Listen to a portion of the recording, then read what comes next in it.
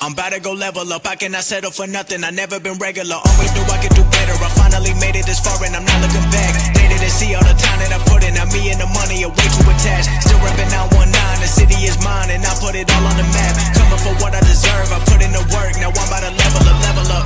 Been on my grind since 2013, now the way that I live, I feel like a king. 24 hours, I'm locked in, I'm feeling like Kobe, getting these rings. They bring six. Smith underneath, and they get it. Thornton. Nothing left on my bucket list, but I'm grinding like I'm still in the basement. Ain't nobody who working harder. Money tall like Wembanyama. They be talking for the sidelines while I'm on the court. I've been a baller. I'm about to go level up. I cannot settle for nothing. I never been regular. Always knew I could do better. I finally made it this far and I'm not looking back. They didn't see all the time that I put in. Now me and the money are way too attached. Still reppin' 919. The city is mine and I put it all on the map. Coming for what I deserve. I put in the work. Now I'm about to level up. Always knew my potential. Hop in the Porsche and there ain't no rental. Came a long way from studying dental. Now I got plaques inside of my bedroom. Already know where I've been headed. I took my risk and I don't regret it. They showing me love, I'm showing it back. With every song I've been getting better. I know nothing that's good come free. No 9 to 5, I work all week. Put in my time and it keep paying off. I've been getting paid every time I speak. Used to have dreams of getting these ends. Now I make the money go work for me. Can't stop now cause I got what I wanted. Ain't nothing I need in my life but peace. I'm about to go level up. I cannot settle for nothing. I never been regular. Always knew I could do better. I finally made it this far and I'm not looking back. They didn't see all the time that I put in. Now me and the money are way too attached. Still reppin' 919. The city is mine and I put it all on the map. Coming for what I deserve. I put in the work. Now I'm about to level up.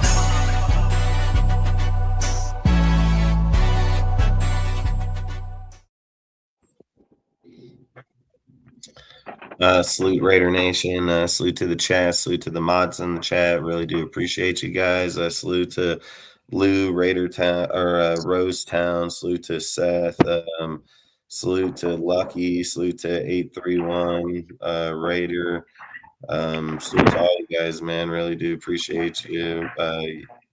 In the chat, really do appreciate it. So Kendrick, really do appreciate it. Salute to everybody here on the panel. Salute to Adam, salute to Aaron, salute to Harvey, salute to Will, and salute to Mike.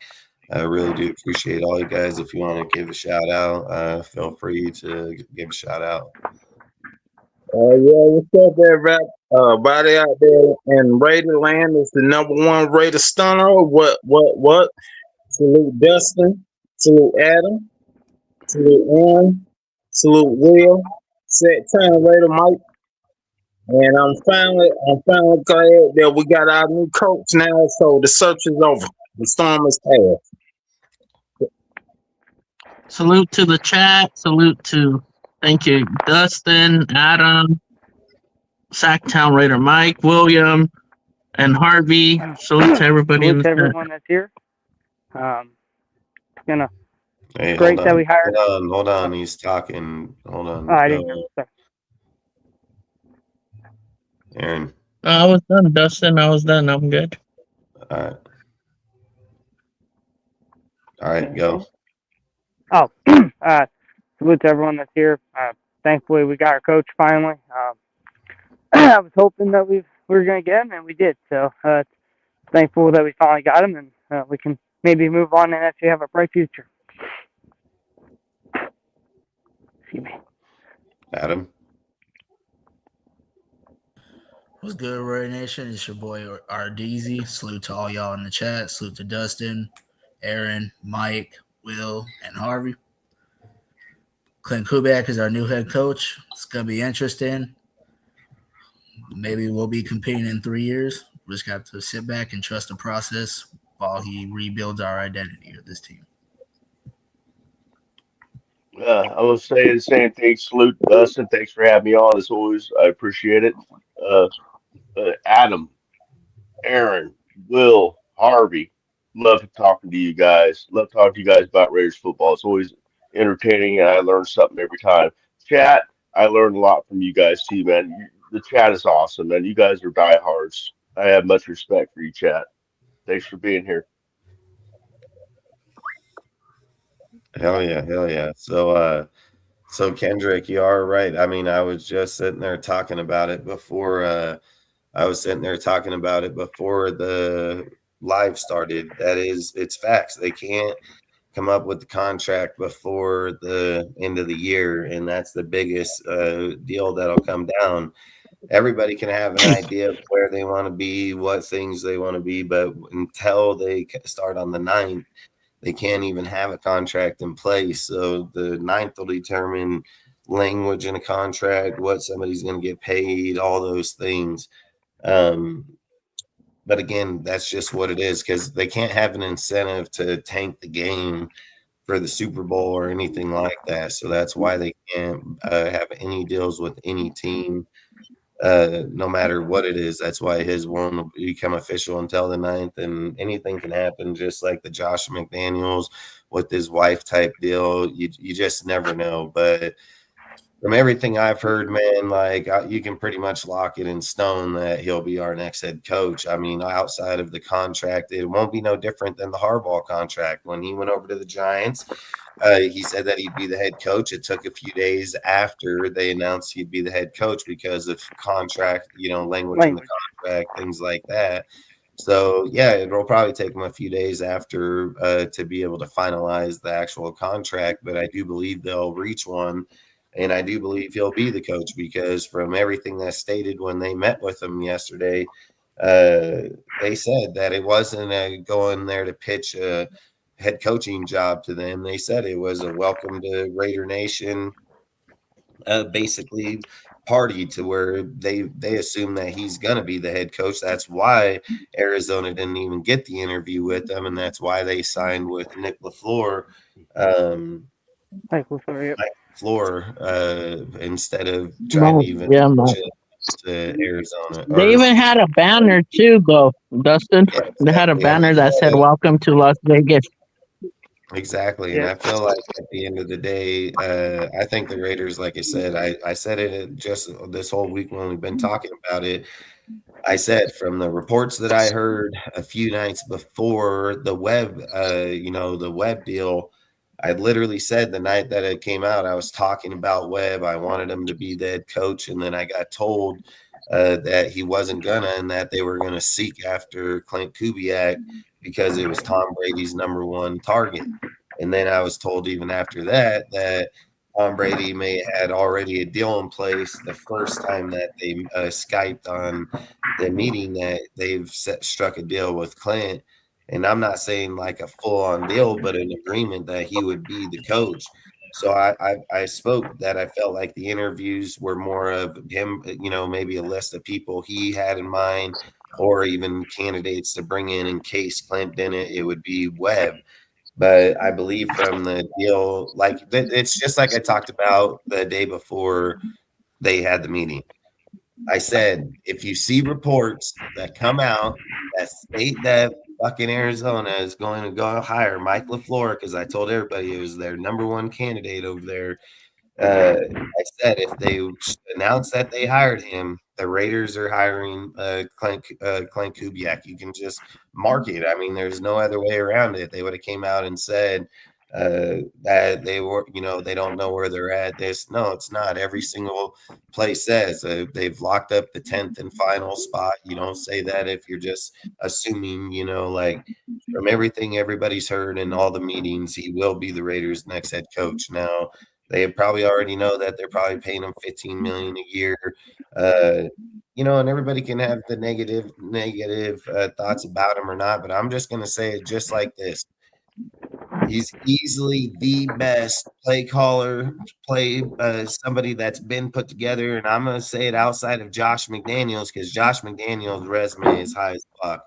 He's just got issues in his head. But Klint is easily the best player, coach that's come across in our time at the offensive coordinator position, that can call plays the way he can, dominate the way he can. So again, I think he's, being a first-time coach, that's going to be with anybody. Anybody can fail. Anybody can succeed. I've always said I don't think it's a good idea to, say our coach is going to fail right off the get-go when he's the best candidate of the whole entire deal, to be honest. You know, like out of all the coaching candidates, I mean, everybody He's wanted the him best from coach in day this one. cycle, easily. Yeah, everybody wanted him from day one, and everybody thought they weren't going to get him. So to be able to sit there and say at the myself included. yeah, to sit and say at the end of the day that we had a real chance and that he's here now. Yeah, I mean, I think that's a big accomplishment. I said if Tom Brady didn't land this deal, I said talked about it for a minute. If Brady don't fucking go in there and promote this deal, that's why he's here. It'd be a massive fail on him. But this guy, from everything that's been said, is they've sealed the deal and because of him. So like I said, I think we'll have to wait till next week to see if it goes through, but I'm pretty sure he'll be the next Raiders head coach for sure. I don't think he'll pull Josh McDaniels. I don't think so either. I think he's gonna listen. I think the fact that that this is even happening. I think the truth. I think the thing is, yeah, I think that there was real thought for Clint to go back to Seattle, but I'll say this: I think that he now wants to be able to say like, "Hey, that's mine." He can put his name to this because if he comes in here, and I said to people like, I'm not gonna sit here and expect no winning season year one. It's not gonna happen. Like, that's just unrealistic. We'd be dumb to even try to call for that. But I think that what Dustin said is true. He is the best coach in this cycle. But I think there's a difference when you're talking about the coach that's going to see the most success first. I think that he will get success. I think he will build this team for long-term stability, and I think he will have a really good unit. It's just not going to be a one-year thing. It's just not. It's not going to be a Ben Johnson situation.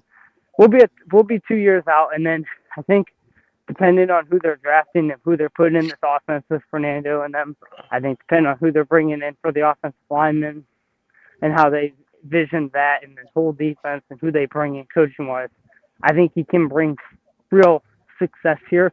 It's just not going to happen overnight. But I think for us, I think for any success, I think we should be excited about it. I think for him, I think he's easily the best coach in this coaching cycle. And when we landed him today officially, or well, not officially, but when we landed him and said that he was going to be our head coach, I said right away, I was like, "Well, we just got the best coach in this cycle," and he actually wanted to come here. And I mean, if people look into it, I think it's going to have a lot to do with his dad, Gary Kubiak, and John Spytek, dude. I mean, Tom Brady probably had a good sell pitch in here, but Gary talked about here recently of how much information Spytek fed to him when Gary took over in 2015 with Peyton there for that Super Bowl. He said, John Spytek, man, if it wasn't for his information, he didn't feel like he would have been able to go in and bring in the right people to win that Super Bowl. And I think that's something that he would talk to his son about, saying like, hey, this guy is very good on the roster, so whatever you need, he'd be willing to work with. And I think that's a massive deal with a head coach, especially when people have all these visions and all these ideas floating around about the front office is going to control, you're going to coach. Like, I think when you have your dad that's sitting there saying, and his dad supposedly will be one of the advisor coaches for him on this staff. So, like I said, I mean, I think his staff's going to be pretty good, which we'll go over here in a minute about most of his offense and defensive coaching staff here. So, like I've said, I can't say it enough. I think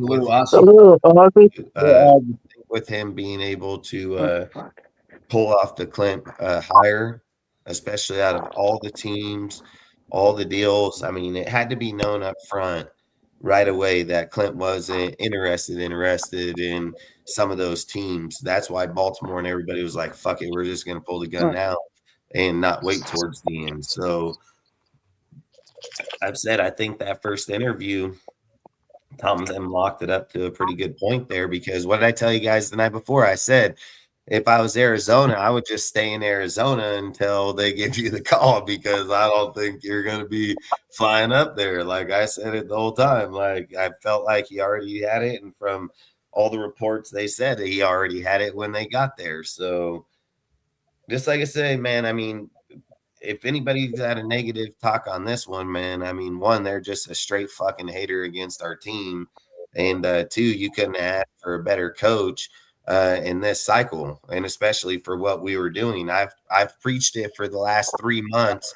I've preached it for the last 3 months on this live every fucking time. I've said if the Raiders are going to make the fucking team competitive again, you have to pick one or the other side, and you need to build that motherfucker and bring the best person that you can in that side so they can control it. And they brought Klint here. And from everything I've heard, they're going to fix that offensive side. They're going to draft Fernando. They're going to try to play him in year one. They're going to tear down the whole entire quarterback room. Aiden's most likely the only one staying, if not mostly going to, because I've heard reports that they may just move him from the deal just to start over with the whole new deal here. Like they have this. I think they should, though. I think they need to build their room. Like, listen, I said this when To we be were honest, coming. sorry, go Oh, ahead. sorry. What I was gonna say was, I said when we were coming in. Take it easy, man. All right, man. Taking off, Harvey. Have a good night, brother. Have a good night, man. I said from the start when we came into this deal, the only way to really judge this staff when they come in is by giving them their guys, the guys that they want in their schemes and the way that they want to run their team. We can't have people from 5 years ago on this team. And at some point, they want to bring their own guys here. It's going to be the smartest deal when they bring their guys here. Not, AOC's not a bad quarterback, but it is best to move on from this entire room. It's just garbage down the stretch. It's time to move on and reset. Do a full reset with some of these position groups. Quarterback, running back outside of Ashton Genty needs to go. What were you going to say, Mike? Go ahead, Mike. Oh no! I'm sorry. I was talking to my dog. I apologize. I was just going to piggyback off what Will was saying and say that what we should do is what the Commanders did back in the day with Kirk Cousins and RG3, and just draft Fernando. If we're going to draft Fernando, but then draft another quarterback in like round 4 or some shit. Make them the backup and then let them compete. Like I wouldn't have if we're going to reset the quarterback room, that's the best way to do it. Have 2 rookie contracts. I would imagine. I think they're going to most definitely try to go for a veteran quarterback to start off with, and then they'll go with 2 rookies. I mean, I don't see why they want it, but it all depends on how they feel with where they're at, who they are. I mean, there's a kid in there I think that would be a really good option. He's a D2 quarterback, man, and he's a really good option in the later rounds. That he's a big motherfucker. He's 240, fucking 6'5", dude. Got a fucking arm like no one's fucking business. I mean, the guy. Who's that? Don't we have multiple 6s? Say again. Don't we have multiple 6 rounders? And I think Mike was asking. We had multiple 4th rounders. We have 3 4th rounders. No, I'm saying the 6 rounders. Don't we have at least 2 6 rounders? I don't know, but I don't know if he'll make it to the 6th round. But I think we only have the. His name is Jack Strand. He's pretty much broke every record in D2. He could go into college if he wanted to, but I don't think he needs to. I think if somebody grabbed this guy, sat him on a bench for the next 3 years, 4 years, played him as a backup right now and let him develop, and then you let this kid take over. I mean, this kid is 6 foot fucking 5, 240 fucking pounds. He threw for 3,546 yards, 42 touchdowns, 14 interceptions. I mean, the kid just destroyed it, and he's got an elite ass accuracy, great arm. I mean, I would most definitely pick this kid and sit him in the later round. I mean, you'd probably go in the 4th round, 5th round. I'd be okay with 4th round to get him in there, but I mean, I think I would take him for sure because there's nothing saying Fernando's a guaranteed lock. Exactly. There's nothing saying that he'll be a guaranteed lock in his career. And I think when you have 2 kids that are similar when they're playing gameplay, height, all tangibles, put there, I think you would have a good chance if one fell off, you'd have another one that could, take over it in the same system, same everything. So I've said, Sawyer Robinson would be another guy I would look at, but I think this guy, if he got time in the years, I mean, he's like a Ben Roethlisberger on steroids, so I think he would be a great option. And there's nothing saying that he would take frickin' Fernando, who says if he doesn't say, hey, trade back and go after fucking Trinidad Chambers, he would fit his offense way better. I prefer Chambers, to be honest. Way better with Chambers in it. But again, we have to wait. From the reports that I heard is that the Jets are willing to trade up. I've told you guys, I've said it the whole time. Everybody was talked about, I don't know if they would trade up. I told everybody the Jets were the first fucking team this year. Oh, you should trade to them. Fuck it. I've been saying it all this time too. Yeah, I've said they were the first team that had scouts on Fernando. It was the Jets. They were the only team that had him almost damn near every game. Dude. Nobody had him on there. Nobody was looking at him like the Jets. And then there were reports that the Jets said that they would heavily invest in that first overall pick. But there's also reports saying that the Raiders are very content with Fernando. They do not plan on trading that first overall pick. But I've said this. What drives up the bargain? It's not telling them, yeah, we're open for business. It's saying telling them no. That fucking pick. And then that makes people say, listen, I'm worth billions of dollars.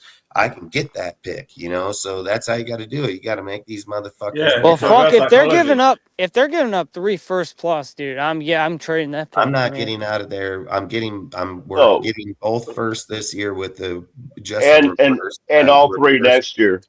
Well, I would do, like I said, the 2 first this year, their second, and then 2 first next year. But we get to pick the highest of the 2 when it comes to the ranking. So whatever are the 2 that'd be my minimum. The 2 best first, I would take that deal right now because we're going to get Avery Reese 100%. They're going to get Fernando. Absolutely. Exactly. And we got the 16th pick, which puts us right in prime spot to either go corner, quarterback, or even fucking wide receiver.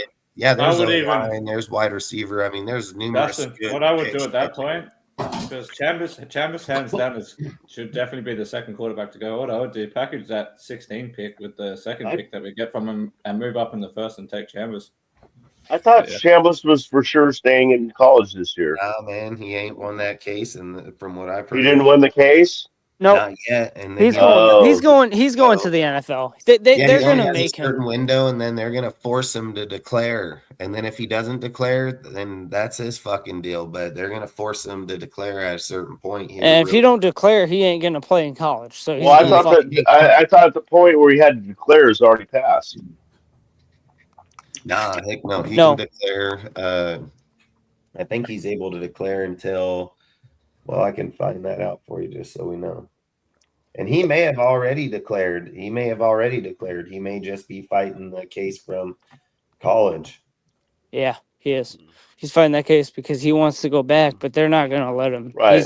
He's fucking 24, dude. Get the fuck out of college. Go to the goddamn NFL and live your fucking dream. I mean, listen, at some point, NFL teams, man, they're not going to want your ass coming out of college at age 26, 27 because you're a 9th-year senior. Like, at some point, get the hell out of college and go actually play in the NFL, man. Well, that's the problem with the whole NIL thing, man. It is. It's a real problem. NIL has screwed everything up. And you know what? Yep. I think at some point, what they need to tell these kids, listen, at max, you're getting 5 years. I'll give them 5 years at max. Yeah. I will give them the 5th year because you get one red shirt. That's the way it's always been. You get one red shirt. No, you get one red shirt. Get your ass out of college in 5 years, and we're seeing all types of kids. Oh, I'm 26 coming in. I mean, like, what the hell? You're 26? Get the hell out! Next thing you know, we're gonna have 40-year-old players coming out of the draft. Oh, dude, you're gonna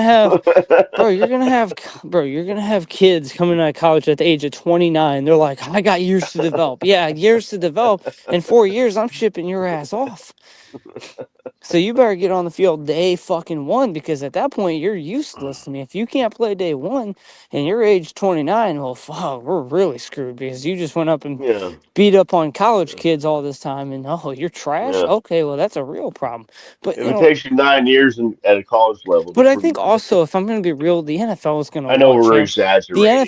The NFL is going to want Chambliss to be in the NFL draft this year because there is no real other quarterbacks. Like Ty Simpson's okay, but I'm not taking him in the first I don't want round. Ty. I don't No, want Ty Simpson. he's I'm not a okay at fan of best. his. Listen, I'm not a fan of his at I'm not all. a fan. Listen, I'm gonna go as far as to say this. I'm not a fan of any quarterback in this class. I think we need. I mean, I'm more of a fan of Nussmeyer than I am a. I'm more of a fan of the 2027 eh, draft class. I'll tell you that right the fuck well, now. oh It's yeah, not even exactly. close. I think Nussmeyer would be a good pick this year in the later rounds. We can probably get him in like the third round, Ah, man, maybe. he was terrible this year, man. I'm not taking him in the third. I'm gonna be Man, real. I take Nussmeyer. Yeah. And Well, like Not he in the they was third. said injured. after the He 12th, was injured this year. What are you talking about? He after was. February He 12th, got benched because he was trash. No, after he was February injured. 12th, That after dude was February trash. 12th, He had an abdomen injury, abdominal injury. He's trash. I'm not touching Yeah, that he guy. I'm not touching him or Aller or fucking Klubnik. I'm not touching any of those guys with a 10-foot pole this year, bro. Like, we need to get off this quarterback class. I'm not even gonna I lie. agree with you. I agree with you on Aller. No, this quarterback class, I'm just gonna be real. By 2027, when you match it up with this shit, it's crazy, dude. And if you get Well, those, there's and no doubt about that. this is the problem with people, okay? Because we're sitting here talking about trading the first overall pick when we do have these conversations, and these guys be like, well, if we're 7-10, we can't get our guy. Bull fucking shit. You have the Jets picks this year. Get out of here with that, okay? There's a real case behind it that we're really in a really good position. If you trade back, you're in a better position. Hell yeah. Like I said before, man. Tell me you would trade for Mendoza. You would trade 2 firsts if you had them, 2 seconds next year, and a second rounder this set. Not I as just well. Second. listen. Tell I me. don't hate Let me Mendoza. fit. Can I Oh, finish? sorry. Yeah, Uh, tell me that you would trade all those picks for Mendoza, and then if you agree you would trade all those picks for Mendoza, then I can understand why you wouldn't want to trade back. Salute to everybody in the chat. What's up, Jess?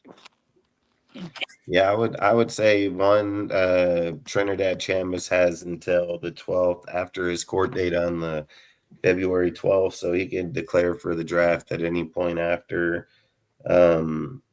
So they'll obviously determine that at that point. Okay. Here at the end of the day, from everything I've heard, they're going to keep the pick. So, I mean, there's no hypothetical talk is just saying trade it back or not. And anything's possible when it comes to April, in 4 months from now. So, like third week of April or something like that. Yeah, exactly. So I think, like they said, the whole conversation from day one with Mark Davis, and once Mark Davis makes up his mind about a quarterback, I'm telling you, he did it with Derek Carr in 2014. Mark Davis wanted to draft Derek Carr in the first fucking round. If it wasn't for Reggie McKenzie told him Arizona was the only team that was targeting Derek Carr, and he did not believe that they would target him in the first round. If it was up to Mark would have drafted Derek Carr with the 4th overall pick in that year. But Reggie convinced him that Arizona was the only team. They weren't going to target him. So they went Khalil Mack, and then they went Derek Carr. Then I think it was like Gabe Jackson, so on. Like, they had a really good draft in that year. That's a good draft. That was a hell of a draft that year. Yeah, it was a really good draft that year. But my point is once Mark Davis settles on a quarterback, we're not going to get off it. And Mark was at that game, eyeball fucking Fernando the whole entire time. So to have Tom there that says, hey, man, you don't have to look the best right now. Look how I looked when I came out. It's about the tangibles he has. It's about what his heart is, where he's at as a human being. Will he hold people accountable? Will he tell his people on the sidelines, when they're failing? That's the shit that matters. Those are things you can't get a quiet guy to speak up more times than not. You need somebody that has that voice, that leadership, that mentality that can go in the locker room at halftime and come back out and convince your team that they can win. And he has all that. The biggest thing that you have to think about, here in this deal is Fernando the only quarterback? Yes. Is he not the greatest? Yeah, there's no arguing that, but he still has tangibles that can make him a great quarterback and can make him a good person. And if he gets this staff that I know that they're going to about to bring from Seattle, they're going to bring staff from Seattle, fucking the Saints, fucking the Vikings, the Niners. I mean, they got great staff members across this deal for Fernando. And they're going to build a good staff here. They got a great offensive line coach. They got a great personnel here. Run game, tight ends, wide receiver, fucking their coaching staff is really fucking good. So I don't think, like I've said if Clint's going to come here, you can't make him wait on his offense. Why would he come here and wait on his offense to develop? His team's right here, right now. You build that offense, put about 7 people, like I've talked about, dude, and that's between 105 million and 10 picks. You can get those 7 people fairly easy. I don't think it's going to be a big deal.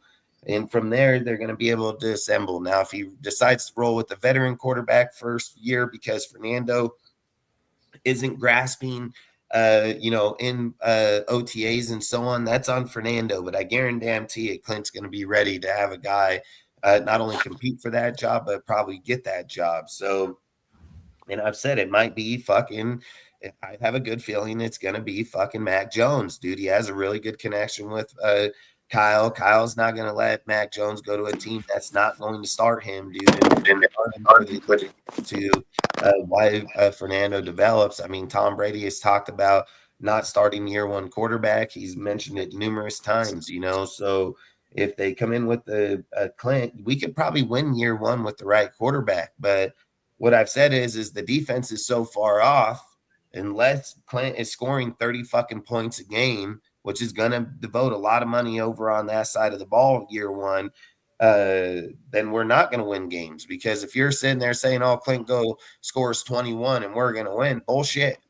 If Clint goes out there and fills up the offensive line, allows Genty to run that fucking ball down your neck with an elite backup halfback, like I've said, go to Penn State, grab one of their backs, dude. The kid will fucking pound that ball right down your fucking throat just as long with Ashton. You got to have the energy behind your back to carry that energy when he's out. You can't be like LeBron. LeBron go out there putting up all kind of points. The second he goes on the bench, the fucking team goes down 10 fucking points. You can't do that. You got to have guys that can carry that energy. They may not be Ashton, but they're not also just getting tackled in the backfield every play. They're still an explosive player. If the right play is served up, and having a guy like Clint out there, he's going to most definitely be able to scheme them up, especially with a dude like Michael Mayer and frickin' Bowers. He gets himself 2 wide receivers, like I've said, because you really only have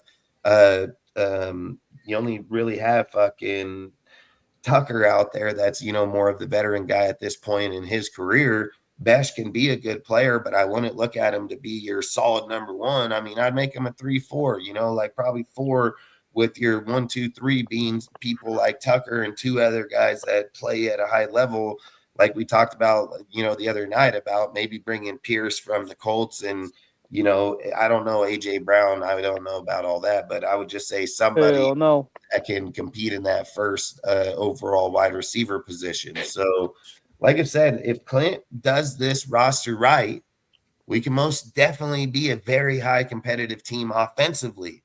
And I've said it, even if we're 20th ranked defense, we're not trying to go to the fucking playoffs year 1. That would just put over expectations, no different than what happened to Dabo at the Giants over there. Everybody's going to expect, dude, if he makes it there in year 1, they're going to expect it every fucking year. Sometimes having too fucking high of an expectation year 1, and then when he falls the fuck off in year 2 and 3, it's not going to be a good look. Everybody's going to trash the guy. We want to build up as we go, man. That way we're not just hurting our coach right off the get-go. So the more consistency, the more continuity with our team, with a guy like him, man, is going to be better for his career and us and our fan base. If the guy just shoots up fucking, like I said, year 1 and then falls off in year 2, 3, 4, I mean, it's just, like I said, it's not what we need. We need consistency. So I've even said, I've brought it up numerous times, I would trade that pick if it was me.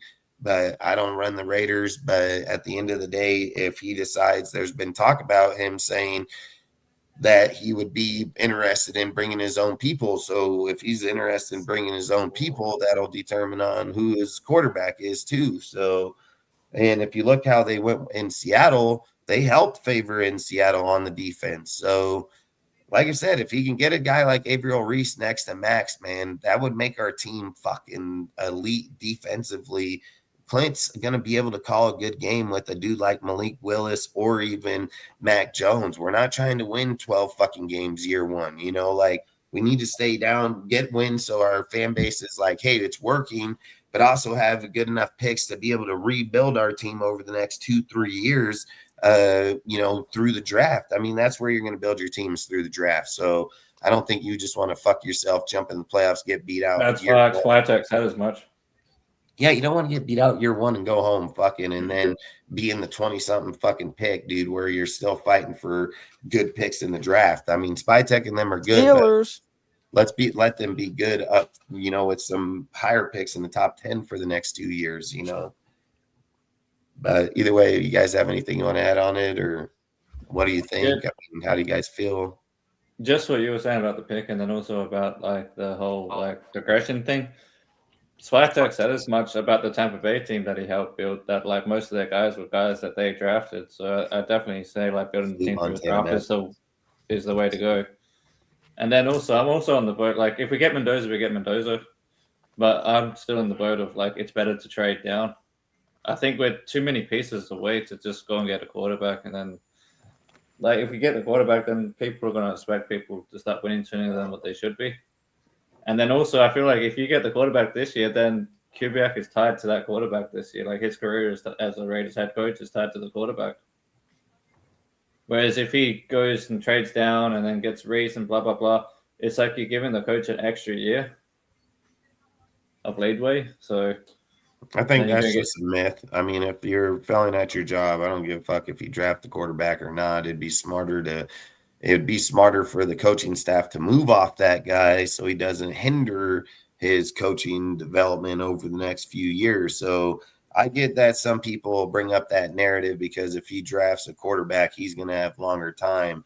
I think that's a crock of shit. I mean, what if he sits on the fucking bench all year long, goes out there and has a 2-14 or 2-15 season, comes back out next year with Fernando, falls off again, he's out of here. Fucking they're not going to do that. Fucking, I mean, I think your colors will show with your quarterback. Year one, if you start him, go how many games can you win? 3, 4, 5. Your tender is going to be viewed on that second year with that quarterback. Longest time that's what I'm saying. is year 3. Year 3, he can probably be. No, I wasn't saying longer. What I'm saying, I'm saying the opposite. I'm saying the opposite. I'm not saying like longer time. What I'm saying is if he picks Fernando and then he fails, he's more likely to get fired sooner rather than later. That's what I would say. I would 100% say. I was saying the opposite of what you thought. 5-year contracts get wrote off easily these days. If people haven't paid attention, we fire dudes with fucking 10 and 5-year multiple times. 5-year contracts don't mean shit no more. What were you going to say, Mike? You wanted to say something? It passed. I lost it. I'm sitting here trying to think of what I was trying to say, but never mind. I forgot. My bad. Honestly, all I got to say is this. It's going to take at least 2 to 3 years to get the team going with their identity.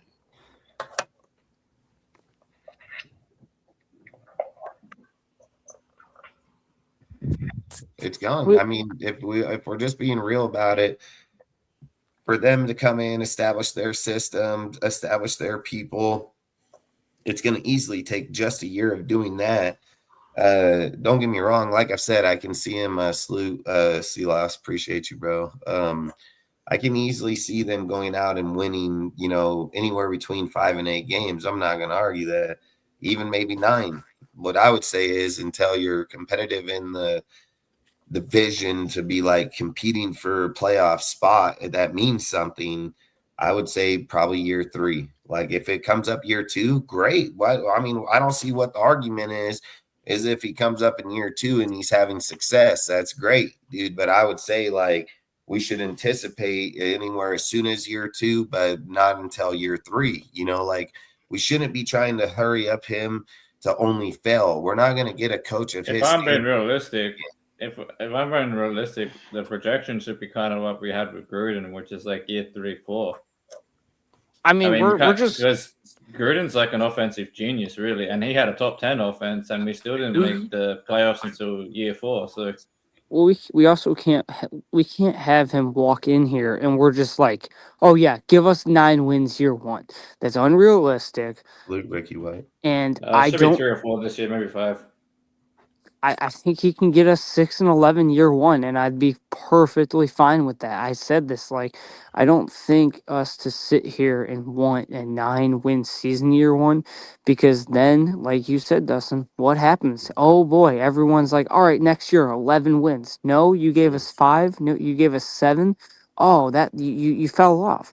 That's not what we want. I think if we come in here and you go 6-11 year one, say you did move back, like I said, there's no guarantee in that, but like say you did the move back and you went 6-11 year one and you have all those draft picks and you get your guy in year two, you go what, 8-9, 9-8, improve by 2 to 3 games, and then year three you play the rookie you drafted in 2027, and that's the guy you play for moving forward. And again, there's no, we don't know who that's going to be.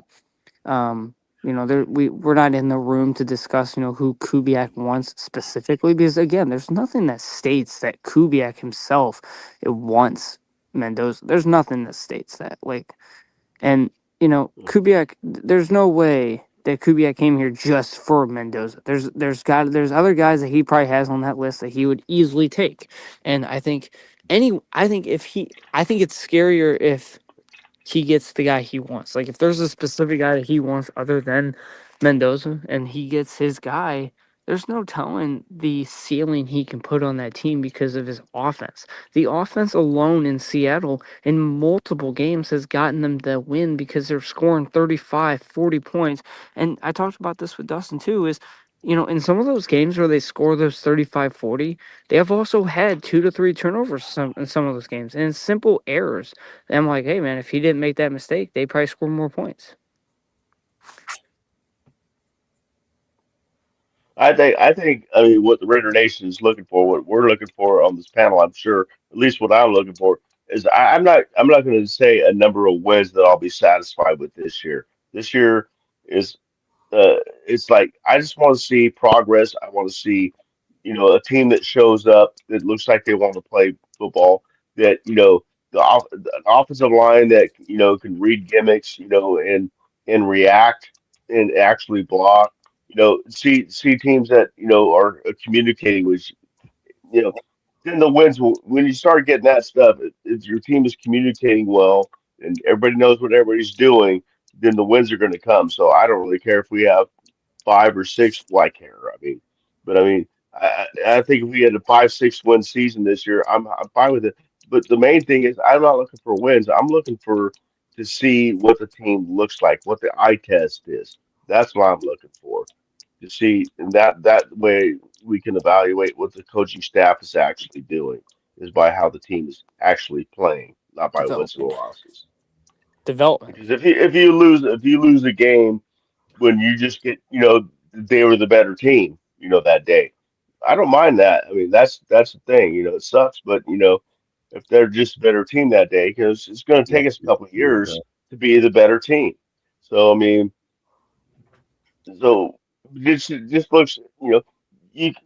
I mean, because we've had so many losing seasons, but can we all agree that this season looked worse than any other season ever? I by a mean, mile. just I mean, it's not even just. I mean, we've The lost team didn't only show up. one. I've witnessed on the field 2 and 14 seasons twice, and this team looked way worse. So that's what I'm looking for is the change in that, the change in the look, the eye test. What are they doing? How are they looking? So it's going to take a couple of years for us to build up a team to be really really competitive. That's just the reality. Yeah, and I've said this is one of the worst years when it came to development by a mile. That's why I said Hmm. Pete's biggest deal was he had zero development of any player in this Right. squad this year at all. Nobody developed. Nobody went out there and looked better than what they did from when they We started. were unprepared. They regressed. Yep, facts. 100%. We were unprepared on game day. So Look at that's DJ Glaze. DJ Glaze is a perfect example. Tell me he Yep. didn't regress this year. Even I think every lineman did. Dylan Parham, he regressed. Yeah, but that's big, also big, due to big coaching. day. I would say all of them. I would have to say. John Meredith regressed. The whole old line did because of that coaching. Yeah. It was terrible. Brendan Carroll was probably the worst offensive line coach that we could have hired, and it's embarrassing that we even hired him. And Well, then there's only one reason he got hired, and he's still on the staff. Nah, hell no, that fool got released, man. He got No, released. no. Daddy. He gets released on the post-June 1st deal. He will not be on this staff at all. Oh, I know he's gone, but I mean, the fact is that he's not fired legally yet. I mean, he's still part of the coach. If you look up the coaching staff of the Raiders, he's still on it. Yeah, because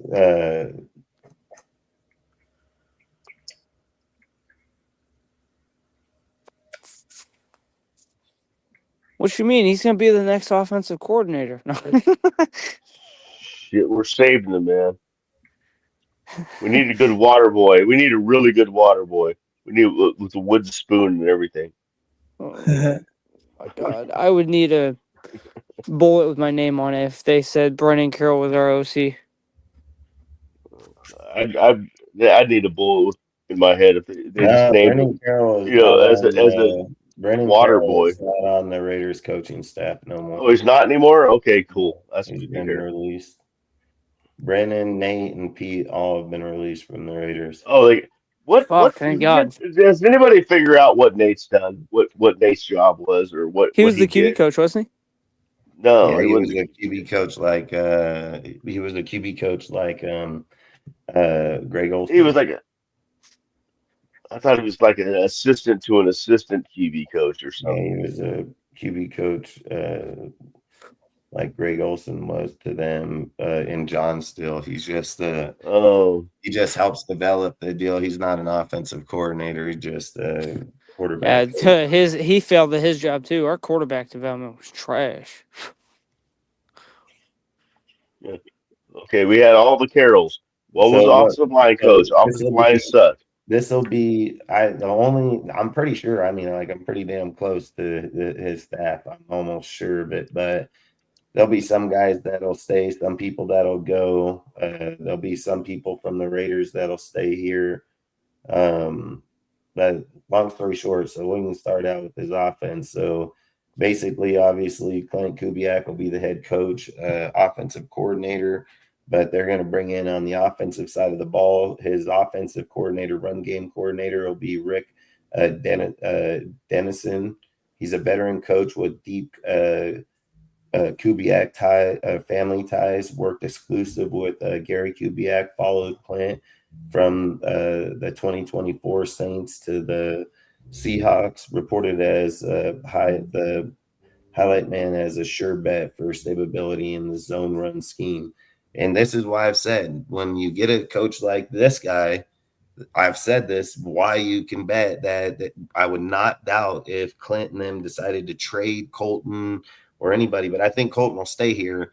But I've just said, don't be surprised if we have 4 or 5 new offensive linemen with the people that they're bringing in here. And again, there are guys on our staff that play better in the zone. I'm not going to argue it. It's just like I've said with Carmen Pasilla, dude, where he knows how to rotate players due to scheme per game. The quarterback coach that'll come with him is going to be Andrew Janko. Janko, I think is how you say his last name. He's a quarterback. He's the Seattle quarterback coach, extremely close to Kubiak, from shared time in New Orleans in 24 and Minnesota in 21. Credited with Sam Darnold's MVP level turnaround, making him idea for developing Mendoza, often mentioned as a top coach inside breakdowns. And this guy's been with Kubiak for a long time. So, like I've said, Kubiak will still be able to game plan, do those things because that's who he is. He'll have players just like this guy that'll come in here and help develop quarterbacks. Then he has the other guy, Kerry Joseph, which is an assistant quarterback coach right now with him over there. Brings play turn coach perspective, former CFL star and familiar with Kubiak's system from Seattle, logic understudy of Janko for hands-on quarterback drills and film work. This guy's worked phenomenal with their people right now on their as their quarterbacks. Everything salute Al. Phenomenal on there with there. Then he's going to go with his wide receiver coach will be Kenneth Williams, Saints wide receiver coach, retained by New Orleans after Kubiak left, but speculated in Saints wire as the potential follow due to their 29 or 24 class. He's developed talent like Chris Olave, aligning with Raiders young wide receivers and Trey Tucker. So, like I said, he'd probably bring somebody like this guy with him because he can't poach everybody off the Seahawks. It's just not going to happen. He's taking the guys that came with them for sure. They'll come with him. Tight ends coach Brian Fury, Niners tight end coach, worked with Kubiak in San Francisco in 23. Discussion flagged him as a local fit for the Bowers and Michael Mayer in a Shanahan style offense. The offensive line coach, which is another great coach right here, John Benton, Seattle O-line coach, followed Kubiak from the 24 Saints, frequently cited in rumors for his run blocking experience, perfect for anchor like Colton Miller and Jackson Powers Johnson. Like I said, he has a damn good staff that's going to follow with him over here that could give us instant success with the right people on the line right away. But that's why I said they could easily shift off a lot of these people here just due to the fact that they don't fit the scheme. Assistant offensive line run game specialist Justin Alden, Seahawks run game specialist. Broncos overlap with Kubiak in 22, adds depth without relying on the Seattle hires. Pass game coordinator Zach Azen. I don't know how to say his last name. It's Azzanni Azen. Steelers wide receiver coach, Broncos connections 2018 with Kubiak, brings pass game polish from working with elite quarterbacks. Offense assistant Tyson Prince is another guy that's been with him for a while. He's a young riser for his scheme support speculation, but he's been with Kubiak again for multiple years. So he would, like I said, Kubiak's offense is going to be really good. His defense is speculation due to the fact that it's Carl Scott that is paid to be his defensive coordinator. And with Raheem Morris signing with the Niners, like I said, he probably would. Even with Schwartz, Schwartz can sit and say, I don't want to be here, but he's still under contract with them. So until somebody either trades for him or they decide that they want to part ways with them, he's still locked in with the Browns. So, and the Niners probably knew that. That's why they just said, fuck it, let's just roll with Raheem Morris right now. And plus, he has a lot of familiarity with him. He's been on the team with them multiple times throughout his career. So it probably just made sense. So if we were to roll in the defensive staff, they basically saying Carl Scott would be the defensive coordinator. He's a DB pass game coordinator with the Vikings, tied to Kubiak, and 21 Rising Stars invested for DC jobs. Reported pray for his secondary development. Citing Raiders cornerback like it would be Porter and them if they were, basically saying that he would favor people like Porter. What's his name out there at the safety position? Probably Paulo and then Chen. Like he basically says he works really well with cornerbacks, which I've said was probably something that the Raiders need to do is move more in the cornerback section, just to boost it up more so it don't allow these quarterbacks just to throw the fucking ball right off the hike, After that, you got defensive line coach Chris, I don't know how to say his last name, like Croken, Kokurek. He's a 49ers D-line coach, shared in 23 San Francisco staff with Kubiak. Strong hire for the edge rushers like Max Crosby and Tyree Wilson. Outside linebacker coach, pass rush specialist, Daryl Tapp. Commanders D-line coach, Niners overlap 23, adds veteran player coach insight for the front seven. Inside linebacker coach, George Edwards, Buccaneers defensive assistant, Vikings connections 20 with Kubiak, provides experience in the middle. More like if you were to keep a guy like White, but I would hope that they move off of White. Defensive back coach would be Joe Woods. He's Raiders. He's a Raiders coach right now. They would probably most likely just hold him over due to the fact that he was on the staff with Kubiak and the Saints in 24. So they'll most likely keep him here. Assistant defensive backs coach Marcus Robinson. He's another guy that was over there with him in 24. So they'll probably most likely retain him too. The defensive assistant and quality coach, quality control coach.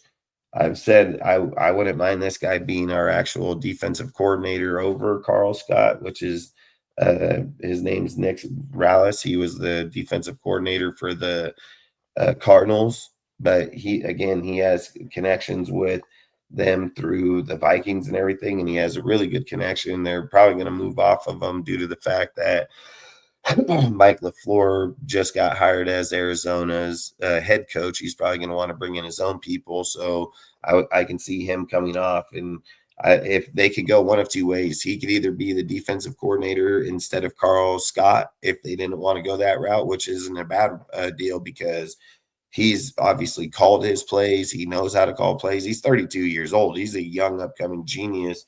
But I don't know if he would more go with the Carl Scott due to the fact he has better connection with them due to this year.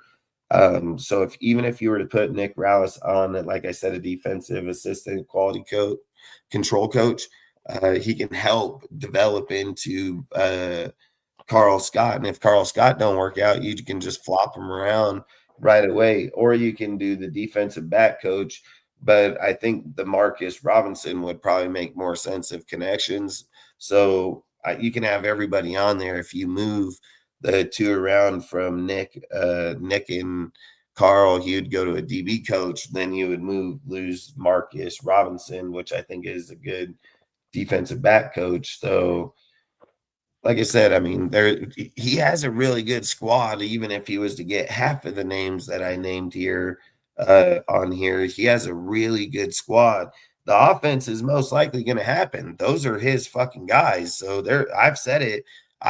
That's why I've told everybody I don't know if Seattle's going to let him leave year one because those are his guys. He brought them with him from the Vikings, the Saints to the Seahawks, dude. So they're not their guys. They're his guys. So he's going to bring a good staff here, and they're not going to hold his guys from leaving the Seahawks to come here to the Raiders as him as the head coach. They're not going to do that. They're going to allow him to take the people he brought there. They're his. So like I said, I think he'll have a really good squad. And then when they go to Carl Scott, they can't stop him due to the fact that it would be a promotion for him to be leaving from there.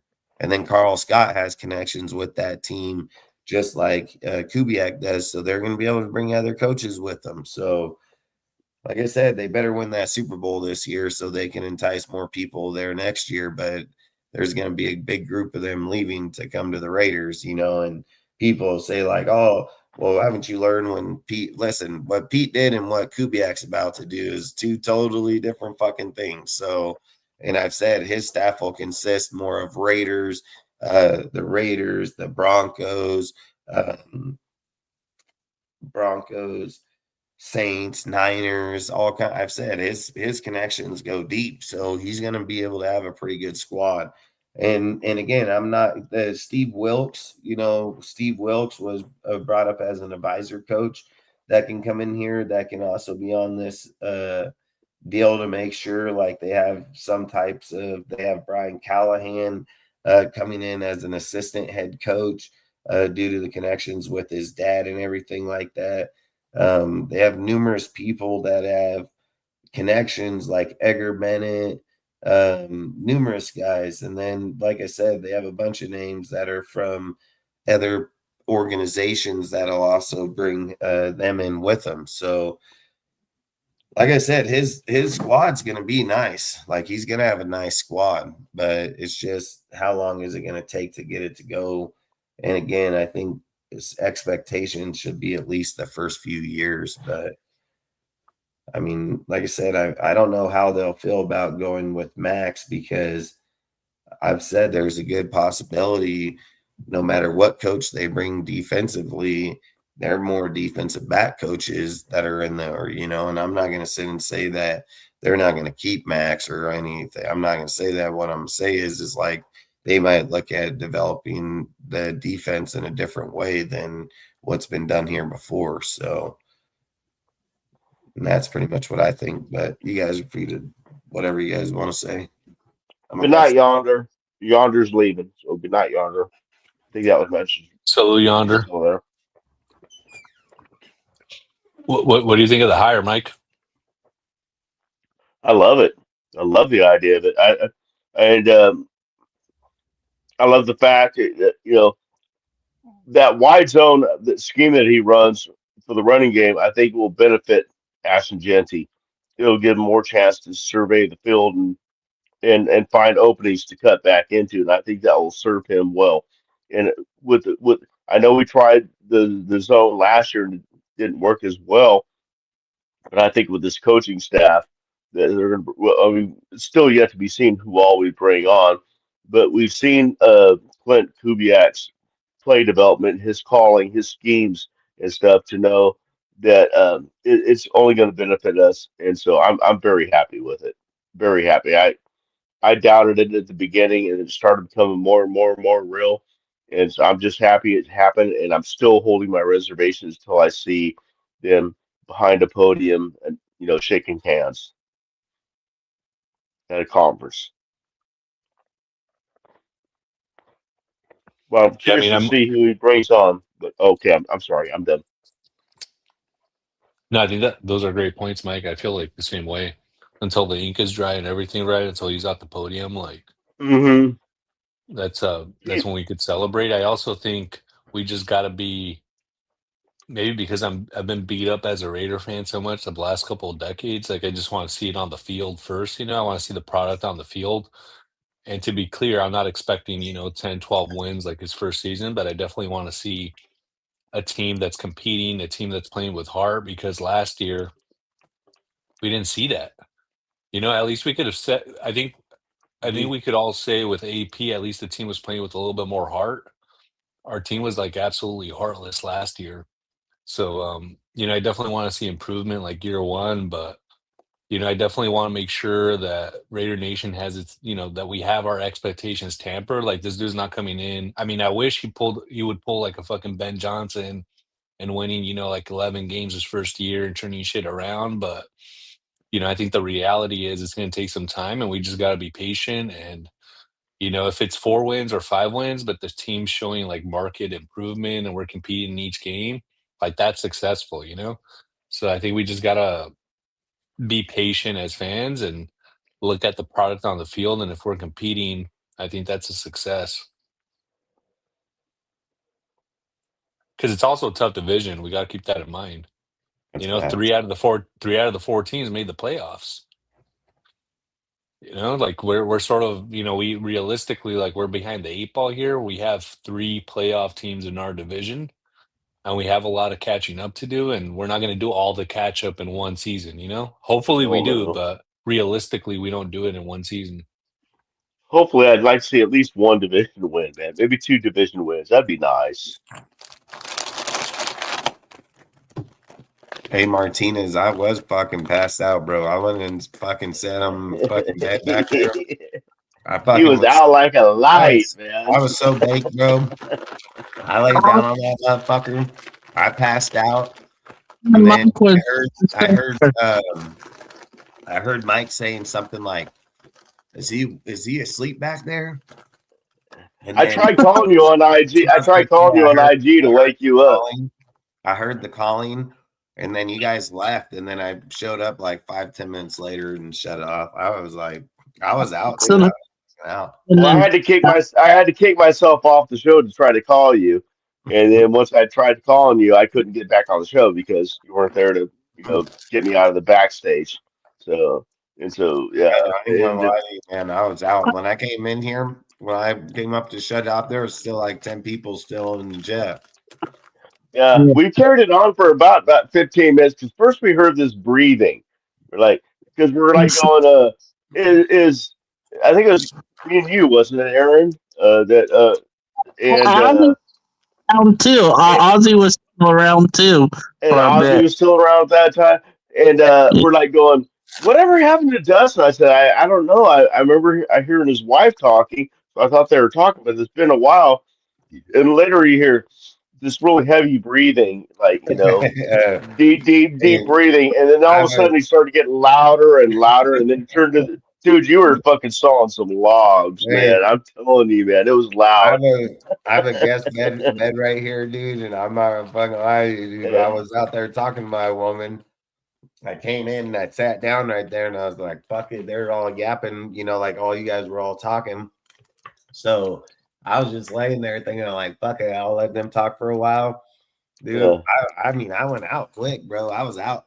yeah. Yeah, dude, you started screaming, "Fuck you, Pete Carroll!" Like it was Dude, crazy, I dude. Like only you were sleep screaming 4 in your hours sleep. a Like, night most of the time, dude, throughout the week. But Yeah, I was it's like going, dude. he must have a couch in that room or something, man. He just laid down. Yeah, because we were bullshitting because you were gone for a while talking to your wife about something. So we were just like bullshitting, and we never saw you come back. And then yeah, the next thing we hear is I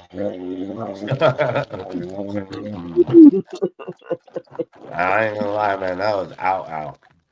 I talked to him about it yesterday. He's like, "Oh yeah." I told him, "Oh, the chat's gonna give you some hell about it." Hey, that's part of it, bro. I mean, I was tired. I passed out. It was better me just sitting right here passing out. I passed out in my chair before too. I'd be sitting there fucking passed out while everybody's still talking. yeah. I've been on another show where the host passed out. It's like, oh shit, what do we do now?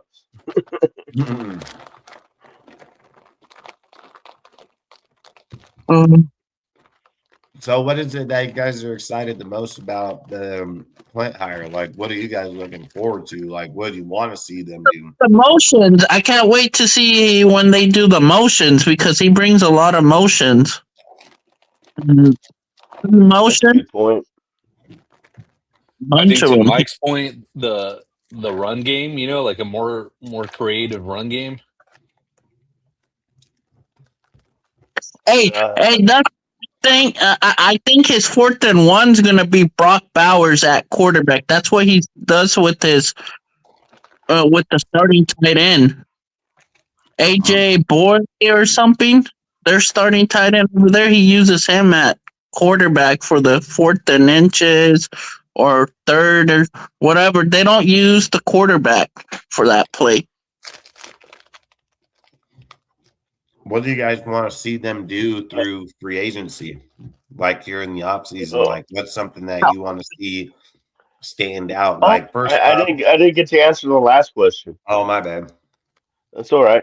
Um, what I want to see, what I'm most excited to see is his it's just his play. Not only just his play calling, is the play calls that he makes, his formations and his scheme, the way he sets up plays for later in the game.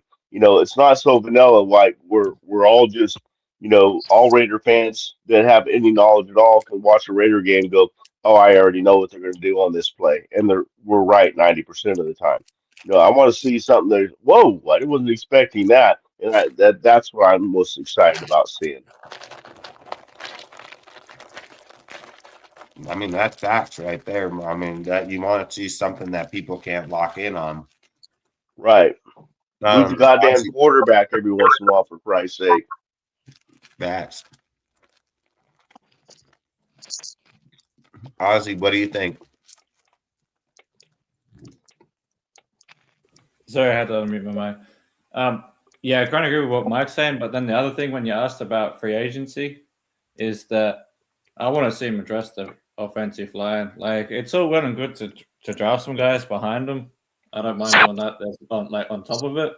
But if we want to build some stability now, I'm more in favor of getting veterans for the O-line. Like, if I'm going to spend my money somewhere on offense, I want to invest money back in the offensive line again. Like, if we're talking about protecting the quarterback, we need to get at least 2 veterans on the offensive line, like solid veterans that know how the fuck to do their job. 3 of them. We need 3. So not really. I mean, it depends if we keep Miller or not. But set maybe a guard in the free agency part. I was going to say, first off, do you guys think that he's going to go Fernando, or do you think he's going to go veteran quarterback? What do you think veteran is coming in? Fernando. Veteran. I'm hoping veteran. Yeah, I'm saying veteran because if you look at his track record, like Derek Carr at the Saints, that's what he does. At the Seahawks, he's better with a veteran. He's proven with a veteran quarterback. So, like you were saying earlier, even Mac Jones, someone like that would be perfect. I'd love to have Mac Jones. If we get Mac Jones in free agency, yeah, we're not getting Mendoza. Then all my wishes. Oh, sorry. Go ahead, Mike. Sorry, I didn't cut you off. Oh no, you started this conversation. Go ahead. I was just saying, like, I'd rather not get Mendoza, like you were saying. Like, if we get Mac Jones, I'd rather trade back and fill more holes that we need to fill the holes, man. I'm just that's what I've been saying to you, man. Yeah, I get why people want Mendoza. I know we've been well without a quarterback. I get all that, but if we're being real about this team, the pro Mendoza people seem to get a little butthurt when we talk about trading back. I don't understand it, man. It's just an opinion. Neither one of us is right. We don't know. We're making opinions. It's opinions. For Christ's sake, don't get your panties in the wad because we don't think Mendoza is the Lord's savior. Yeah, if it was fucking Joe Burrow coming out, then I'd say draft the guy. Yeah. That's the point. It's not the way I mean, we know we need the quarterback. We're not stupid. But is Mendoza that quarterback? Some of us say yes, some of us say no. That's a difference of opinion. It's opinion. Yeah, exactly. It's not fact. And I just all feel depends. Sorry, go ahead. I was just saying it all depends on what coaching he has, who he has around him. Because Mendoza can be a good managing quarterback if he has all the tools around him. Like he had him being black as running backs. He had all these receivers that were just freaking crazy, that were saving him. Even a guy that didn't even start, what was his name, Becker or something like that, that was making ridiculous catches for him. So I mean, he's just like you said, if there's Burrow's coming out, no question I'd take him, but not Mendoza. Sorry. Yeah, that's my point. Like, we can't. I just feel like it's a mistake if we take him, even if it works out. Like, let's just say we get him, he sits for a year, then he comes down, he plays well, like maybe to the level of Derek Carr, let's say. And Derek Carr was a good quarterback. That's what I see. I still feel like, even though the play works out, I still feel like it's a missed opportunity. Because rather than just having, like, we've had that experience already with Derek Carr where we've had a competent quarterback, but then the other parts of the team suck and we have had no success because the other parts of the team don't get fixed. So we have an opportunity right now to fix multiple positions with high round draft picks because the first overall pick's never been this valuable in the last decade, for example, maybe longer, where it's been this valuable because there's only one quarterback at the moment coming out worthy of the pick. And then there's at least 2 teams, if not more, that want a quarterback. So, like, it has the trade value is at the highest it's ever going to be. So would you rather just fix one position on the team or fix fucking 5 positions on the team? That's how I look at it. Yeah, I'll take 5 first-round draft picks next. Yeah, I'm just saying altogether over the any next day years. over one guy. I mean, come on. Even 4 first-round draft picks. Yeah, 2 even this 4 year, in a 2 second next year, and a second and a third, maybe. This Because year. generally, when you have a good GM, anyone you pick in the first 3 rounds should be starting. And the staff has had a year to weld together. All these scouts and everything they picked up, and the scouts that are remaining, they've had a year now. They've had a Exactly. year now to work with SpyTech. So our drafting is going to be better. Everybody goes, oh, well, look what happens when we, traded Khalil Mack. What did we get with that? Well, you know what? What happened last time we did? That's like saying the same thing as like saying what happened last time we did Jamarcus Russell. It's in the past. It doesn't effing matter. And not just that. It's in There's the past. two things you can argue with that. Staff. Number one, Spytek is a really good GM, and he's already proven that with his first draft class. Right. And number two, even the picks that John Gruden did get in that trade, a lot of them still panned out and were playing for us for like 4 or 5 years. So, like Josh Jacobs was here for about 5 years. So. Yeah, Josh Jacobs. That was the main pick. There's only two that really worked out. Those RPOs don't usually transfer over, dude. That is facts. What's that? Well, I was telling Martinez the RPO type style that Fernando runs with how big he is, how lengthy he is when he runs or has that pressure in the pocket. It doesn't usually transition over in the NFL. A guy like hell no, man.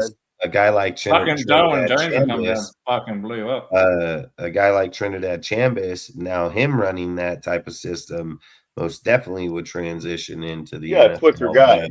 Fernando, I don't think it would. I don't think it favors him. I think Fernando's a great game manager. That's what I think. That's my,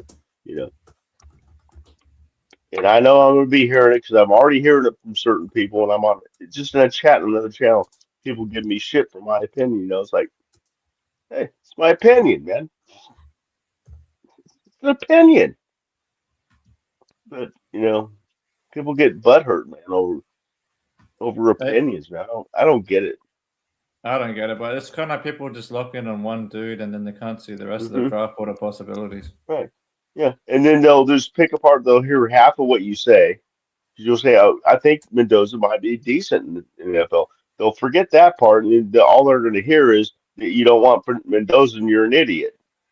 Yeah, because they can't. I don't. They don't listen to the whole statement. Yeah, they have selective hearing, and they only want to hear what they want to twist the narrative. Exactly. Conversation.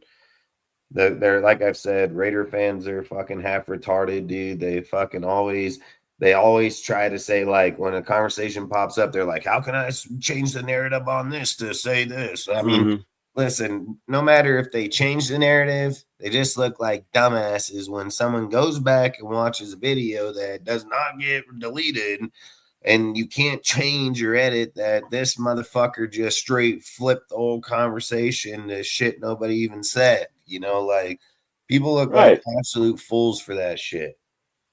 They do. It happens all. It amazes me because I've only been in this, actually being on shows for less than a year, and it just amazes me, because I heard that that's the way it is. I'm like, I don't see it. In the chat, you don't see it as much when you make it live, because when you're on a panel, you'll get attacked on other shows. By people in the chat that saw what you said, attacking that show for no reason. It's like, what? It's an opinion. I don't get it, man. I don't get it.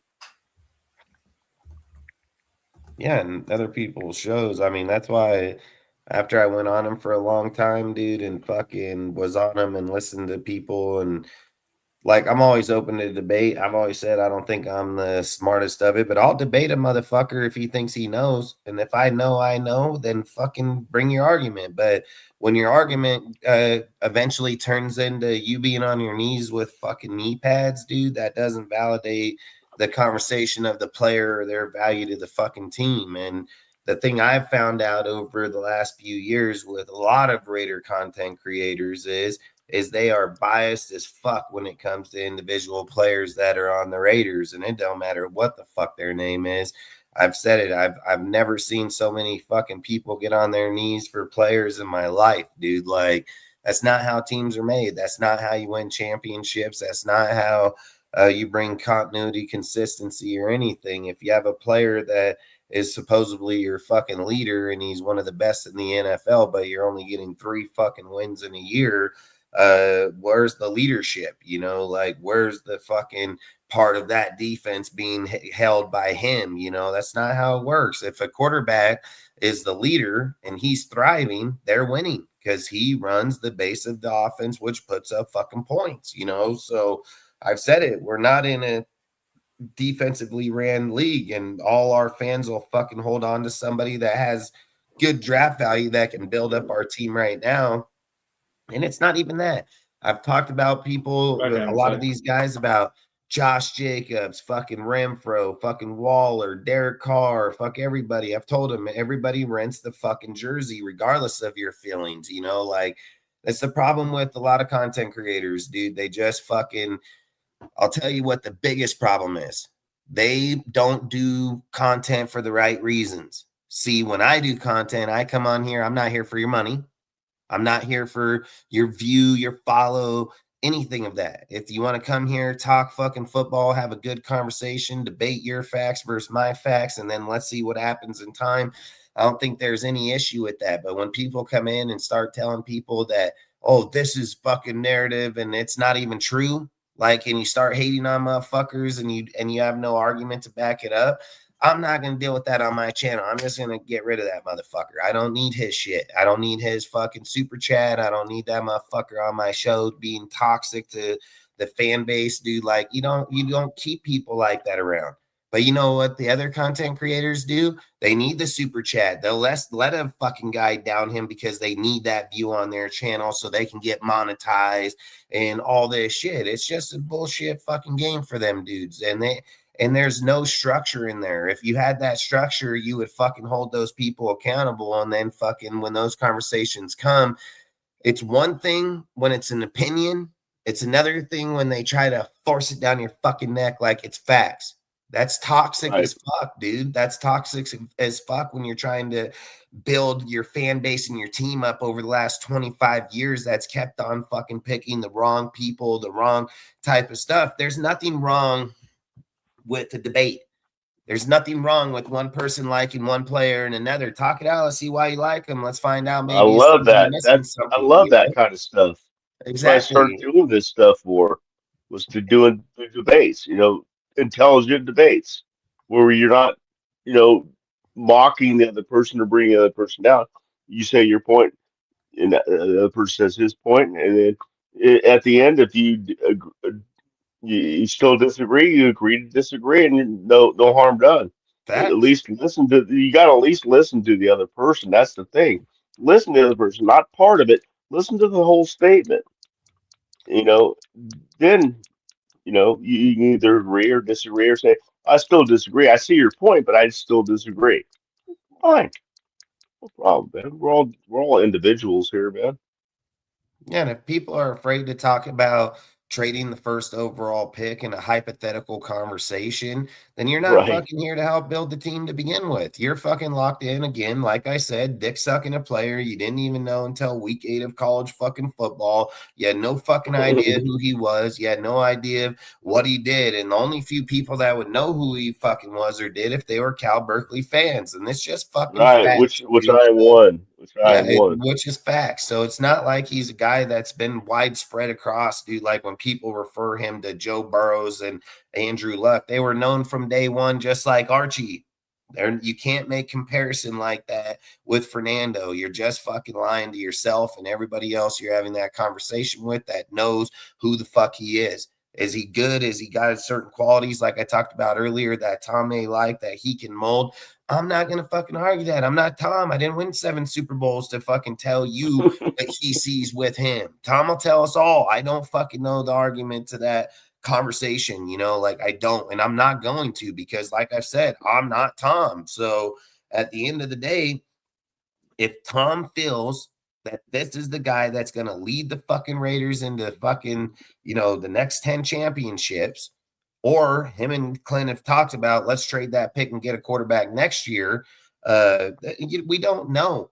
And Klint ain't coming here saying, I'm gonna win 10 games this year. So you don't know. Maybe he rolls with Aiden O'Connell to clear up even more cap on here and run with the quarterback that he thinks, hey, I can win fucking 8 games with him too.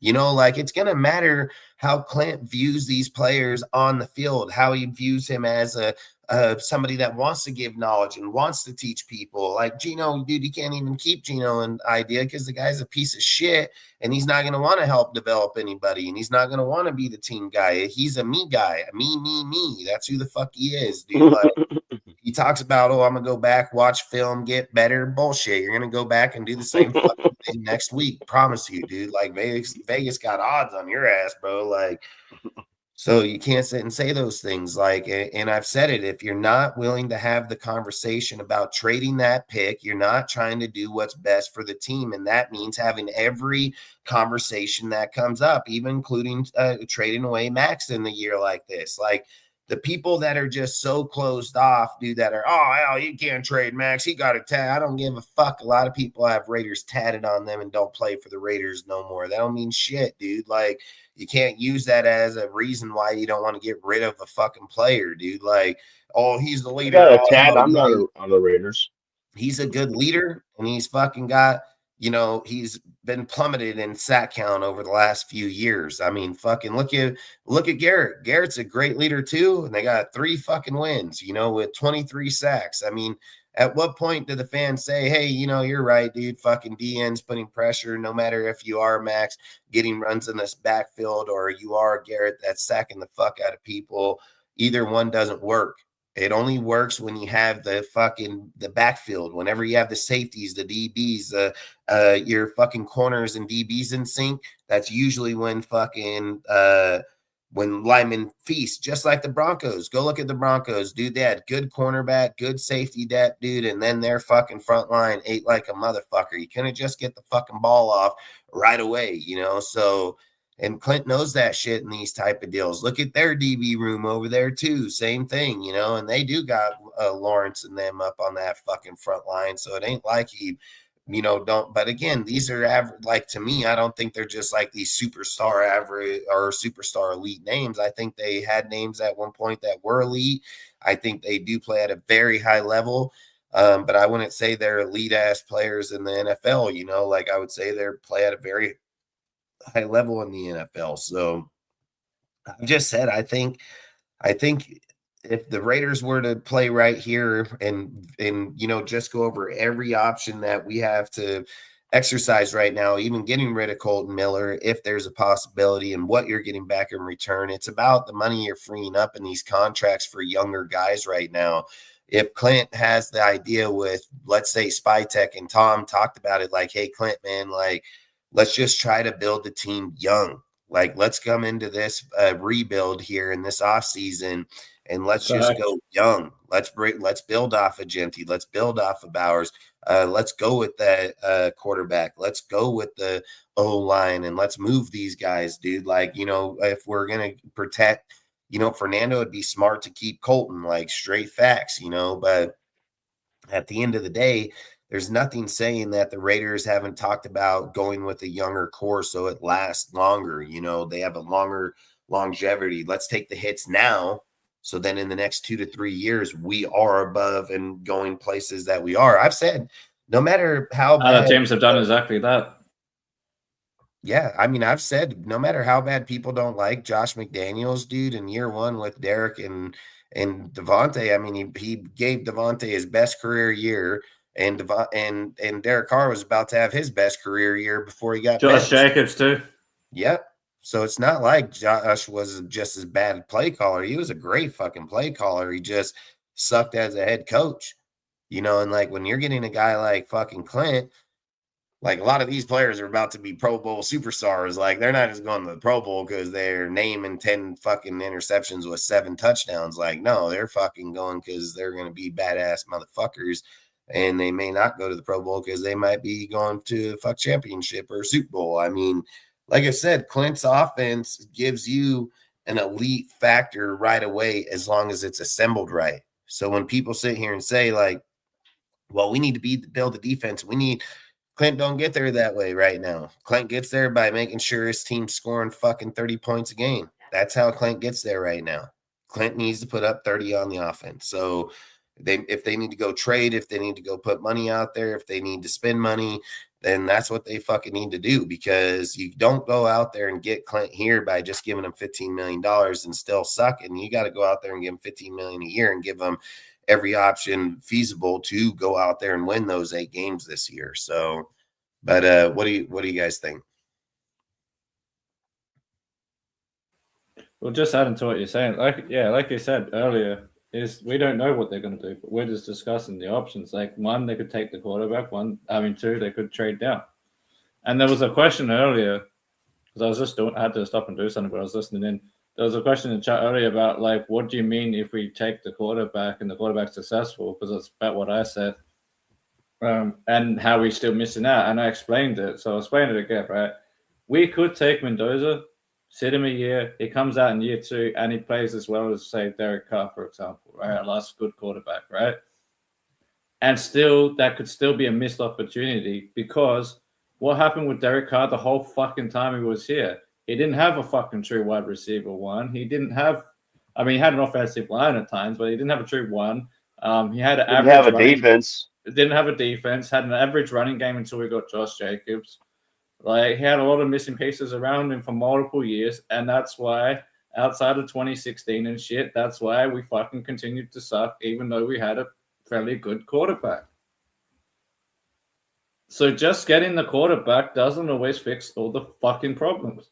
So if you trade down and you exchange 1 first-round pick for fucking 5 over the next, or 4 over the next 2 years, you're not just filling 1 spot of need, you're filling 4 or 5 of them with high-level talent out of the draft, like Avo Reese and whatever at 16 this year, and then 2 next year plus yours. So it actually is 5, because if we get 2 this year from the Jets and 2 in 2027 plus our 2027, it's 5 first-round picks total. 4 from them and 1 from us. So that's 5 players you're getting in the first round over the next 2 years, rather than just getting 1. And the more players you draft in the first round, especially that aren't quarterbacks, because that's the most failing fucking position in the first round out of any motherfucking position in fucking coming out of college, right? If you draft defensive ends, linebackers, fucking corners, fucking safeties, fucking offensive line, like, etc., right? Those positions are more likely to succeed coming out of the first round than the fucking quarterback is. Just saying. Like, that's why it makes sense. That's why we can still miss out on an opportunity even if we get Mendoza and he's somewhat successful, because we missed out on 4 other motherfuckers. That's how you gotta look at it. Yeah, and I'm not gonna say that they won't. No one say they won't, but yeah, I won't say that they won't draft. The argument says. I mean, I would say logic says they will draft Fernando. That they will take him, because over the next 3 years, the Raiders have one of the best salary caps out of the whole entire NFL. So yeah, there's arguments both ways. We'll be all right. So I don't think, like I said, I don't think they're in a hurry to not trade Mendoza. But this is what I'll say: every player has a value when that value can help your team get better. That's all I would say. If the Jets pop up and say, 5 first round picks, done. Yeah, if the Jets say, hey, Spytech, we'll pop you swapping first rounds this year with that 16 and a second. So they're giving us their second, the 16, because the swap is just the first pick. We're just swapping with them. They're getting what they want. We're just getting back our position, behind them. So that pick kind of just don't even matter. Yeah, it's a trade. It's a trade there. Exactly. It's the second round pick and it's the 16th pick that matter this year. Right. And then if we get all 3 of their first, we just fleece the fuck out of them, dude. We don't need their seconds. Logic would say in this type of trade, it would say first the switch so we get the 2 first, but it's just the switch. Then we get the second, and then next year, the deal trade would say back seconds with back first. So if they got 3 first, they're going to get 3 seconds with those first. So more times like that. And then not only in that case, the third second can be anywhere between a 3 and a 5. So it can be 3 first, 2 seconds, and either a 3rd or a 5th round pick that go on those deals right there. We're in a position where there's no other quarterback up there. So that if you're looking quarterback right now and you're thinking like, hey, we have a good chance, you're not Trey getting a Lance type quarterback. trade. Yeah, you're not getting a better than Trey quarterback. Lance, like the trade for Trey Lance back in the day, but even better. Those were 3 firsts with Miami, but I think we're in a way different scenario here with him. Yeah. I'm just talking value because Kyler and them they can say we don't want Kyler, and the fucking the Cardinals can jump up there. The difference is Cardinals, we don't get theirs for over the next few years, where you want to make the trade with the Jets. It's just because they have all those picks right here, right now. That's why. To be honest, I'd want it only with the Jets. I'm not so much with the Cardinals. And also with the Jets, you're only moving down one spot. Yeah, Cardinals is number 3, right? If I'm not mistaken. So. Yeah, they're the 3rd pick in there. Yeah. Yeah. So I suppose. Oh, they moved up from 4 to 3. Yeah, I suppose I could do Cardinals too then. But like you said, I'll tell you right now, the Jets would take Averill, and then we'd be screwed on that pick right there. I know that's what. I mean, what are you taking? Love? I mean, I don't think you're taking fucking Love. Jeremiah Love from Notre Dame. So I mean that early, especially. I mean, you would be a fool with Genty and him. That I mean, don't get me wrong, that'd probably be the greatest halfback tandem in fucking history of the game. Right? Are you kidding me? Yeah, you'd mow motherfuckers down hardcore. Like I mean, those you don't even need a quarterback. You just need somebody to hand the ball off. That's what I was just gonna say. You probably have 20 touchdowns with those. Dawson, you can play split back. You know, have the Saints. They had the 2 running backs out there. Mm-hmm. You put Genty out wide and fucking run. Jeremiah down the middle. Fuck, I mean, you can just be like, hey, Gino, stay one more year. You're gonna be throwing to these 2 motherfuckers and these guys. I mean, like I've said, it's not like Gino can't throw the ball. He's dumb. He's just fucking. He sees double and triple coverage. The guy just throws into it like a deer in headlights. He's just absolute dumb. But you can go with it. Look what I just drew. Nice. It's a turtle. Yeah, it looks good. I just fucking around and all of a sudden that looks like a turtle, so I made it a turtle. Hell yeah, that looks good. I'm not an artist. I mean, the team can be really good. It's just like I've said. I think if the rumors are true that Klint said that he would like to bring his own people, I mean, I wouldn't sit and say that he wants Fernando with that first pick. I mean, you have to think about it from Klint's deal. But don't get me wrong, Fernando's every bit like Sam Darnold. So I'm not going to sit here and say, oh, well, he's not going to. Well, Sam Darnold's killing it in his system. Sam Darnold's killing it. So Fernando got he's tall, he's fucking lengthy, dude. He can make the plays. I would not say that Fernando cannot work in his system, and I would not say that they would not look to take him either. You know, I would just say I think it's going to be up to the Jets if that's going to even be an option. You know, if the Jets only say, hey, we're only going to trade you 2 or 3 first-round picks, or the Raiders just be like, fuck it, we'll take them ourselves. Fuck you, hang up the phone. Click. Yeah, exactly. So there's nothing saying that they even have to trade the pick. What they're saying is if somebody calls them with too big of a trade to refuse, you're a Godfather thing, you know. Yeah. Godfather offer deal you can't refuse. Yeah, and he's good. I mean, Fernando's good. I'm not gonna argue him as a player. I mean, and like I said, I wouldn't say it would be bad if we kept him or not. I absolutely don't say that. I mean, I've said it'll come down to how Klint views that for him. But what do you think, Al?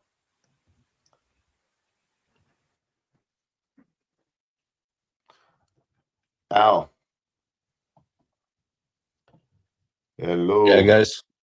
Like, what do you feel about this whole deal? Like, what do you want to see? Like, what's your expectations? Like, what, now that you know that the Raiders are going to be getting them, what is it that you, one, like the most, and 2, you want to see happen? Yeah, I think primarily, the thing that made me, to answer that question, Dustin, what made me most upset about the P. Carroll hiring last year was I felt like it was like a lost year in which a lot of players didn't develop the way they should have. Like there were a lot of players that didn't get playing time. I think the coaching staff was very subpar. They sucked balls, so they weren't able to like develop the players in the right way. So what I want from Kubiak and his prospective coaching staff is just that, like draft well, which is on Spy Tech, and the coaching staff develop the players. Because I think that's how, if you look around the league and you look at the teams that are successful year in and year out, like I look at, it pains me to say this, but the fucking Niners are so good at this, right? Like, look at all the injuries that the Niners had, and they still were able to make a pretty good playoff run this year. And I think a lot of that has to do with their coaching staff and like the way that they're able to like develop players and have the next man up mentality. And I think that's something that the Raiders need. So I'm like primarily looking for that. Obviously, like I'd love to see, the team win a bunch of games, make a deep playoff run. I don't think that's realistic for the first year. But I do want to see that player development. I want them to see, I want to see wins. You know, and I think the way that you win also matters. Like what style of football is Kubiak going to employ? I want to see a balanced offense of pass and run. I want to see Genty actually have some holes that he could run through because I think he is a good running back, but we had the genius Brendan Carroll coaching that shit, which was awful. I want to see us keep good players this year because I think even Spytek mentioned that last year, right? Or this year after the season ended, like he said, he wished he would have kept some of these players. And you look at the Super Bowl, there's like a handful of former Raider players who are going to be in the Super Bowl. But ultimately, like I want to see player development. I want to see our team improve. I want us to be competitive in every single game. Is it realistic for us to win every game? I don't think so, but I want us to be competitive in every single game. And I actually want this defense to be competitive too, because I think that there's like this notion in Raider Nation that Patrick Graham was running some like elite defense. And I don't think that was the case, dude. Like there's like some notion that he was, this sort of like genius defensive coordinator. And I think we were playing okay, but I think the defense needs to step up too because we couldn't stop the fucking run. But ultimately, I want Kubiak to also have some patience, right? Because this is a tough division, and he's going to come from a team. Probably he's going to come from the Super Bowl winning team. This is what's crazy, right? He's going to go from the best team in the NFL potentially to the worst team in the NFL. Like that's why we're drafting first overall. Because we're literally like the worst team in the NFL. So he could potentially go from the best team to the worst team. And, I don't want that dude to get frustrated or anything like that. Just, sort of put his head to the ground, study all the film, watch all of our games, make the corrections. And I hope, Spytek gives him that leeway as well. And like Brady gives him that leeway to like coach and develop. And if we do go with Mendoza, I hope he develops him. I mean, that's a question mark, right? That we all have, whether or not he could actually develop a young quarterback. But if Mendoza is indeed the pick, I want to see him develop him. I would prefer that he actually like not play the first year if we do draft the guy. It'd be good for him to like sit and do like the Patrick Mahomes thing. But that decision isn't up to me. But like I would probably have him sit and have him learn behind a veteran. Maybe have him learn behind Aiden. But I don't know. What do you guys think? What do you think, Ozzy?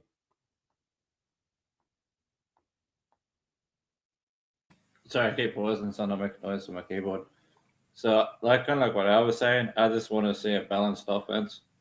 Like, especially with us having Genty, man, like, we got to use the players that we have. So, I will kind of want to see a system where it's like, the halfback, it's run off the halfback and the play action to Bowers, that kind of thing. I mean, if we got one receiver that can already kind of like stretch the field with Tucker. So, if we can get an X on the other side of Tucker, I think that'd be ideal, but we don't need them to necessarily be like a wide receiver one where they have, like 1,500 yards or 10 touchdowns or whatever, even if they're averaging like 1,000 like a fucking Evans or whatever, they're averaging 1,000, like 8 touchdowns is good enough. Because I mean, you want to Bowers and Genty need to be the focal points, I think. Because you can use Bowers however you want. You can do what Gruden did, where they split Waller out wide and shit. Like use fucking Bowers like that, like a Darren Waller, like a receiving threat at tight end that can also play inside at times to keep the opposing defenses guessing. Because then, I mean, if you put Bowers inside in one play, then he runs for a short out or whatever and then the next way he's in there to block and Genty runs for fucking 10 yards. Like, there's just so much we can do with just those two players, like different formations and whatever. And plus the fact that we have Mayer as well. So the 2 tight end sets, 13, whatever person we call it. I mean, we add like just a X receiver, even if we draft one or whatever, or maybe with the 16 pick, we get an X receiver or something, you know what I mean? Like someone high up, or we get a free agent, whatever the case. This see so many possibilities having offensive guy like Klint. Like there's just so much we can do with the players that we already have. Plus, if we have 1 or 2 players, so I just want to see something that's kind of like ran well. Like you said earlier, Josh, there was nothing wrong with Josh McDaniel's play calling on offense. It was more the defense that gave up leads, and then the fact that Josh just wasn't cut out to be a head coach. So as long as Kubiak doesn't have the same ego problem as Josh, which I don't think he does, I think we're going to be in good hands offensively. So the real question will probably come down to whoever his defensive coordinator is, Kyle Scott or whoever, and whether they can what they can do on their side of the ball to at least limit scoring for the first year if we're going to win games. I don't think we're going to have problems scoring points, though. That's what I think anyway. Facts. Martinez, I agree. I mean, if you listen to what Carmen Pasilla used to say, they didn't used to even look at guards or tackles till round 3. Mike, you have something you want to add to the conversation? Yeah, I really agree a lot with what you said, Ozzy, and also Aaron. Uh, I just expect, like I said, I expect to see some improvement. I want to see, you know, signs of growing, not wins necessarily, just signs of growing. That's all I want to see this year. I'm not expecting much out of this year. I'm expecting like, if we get 5, 6 wins, I think that'll be great. Hell yeah. What do you think, Aaron?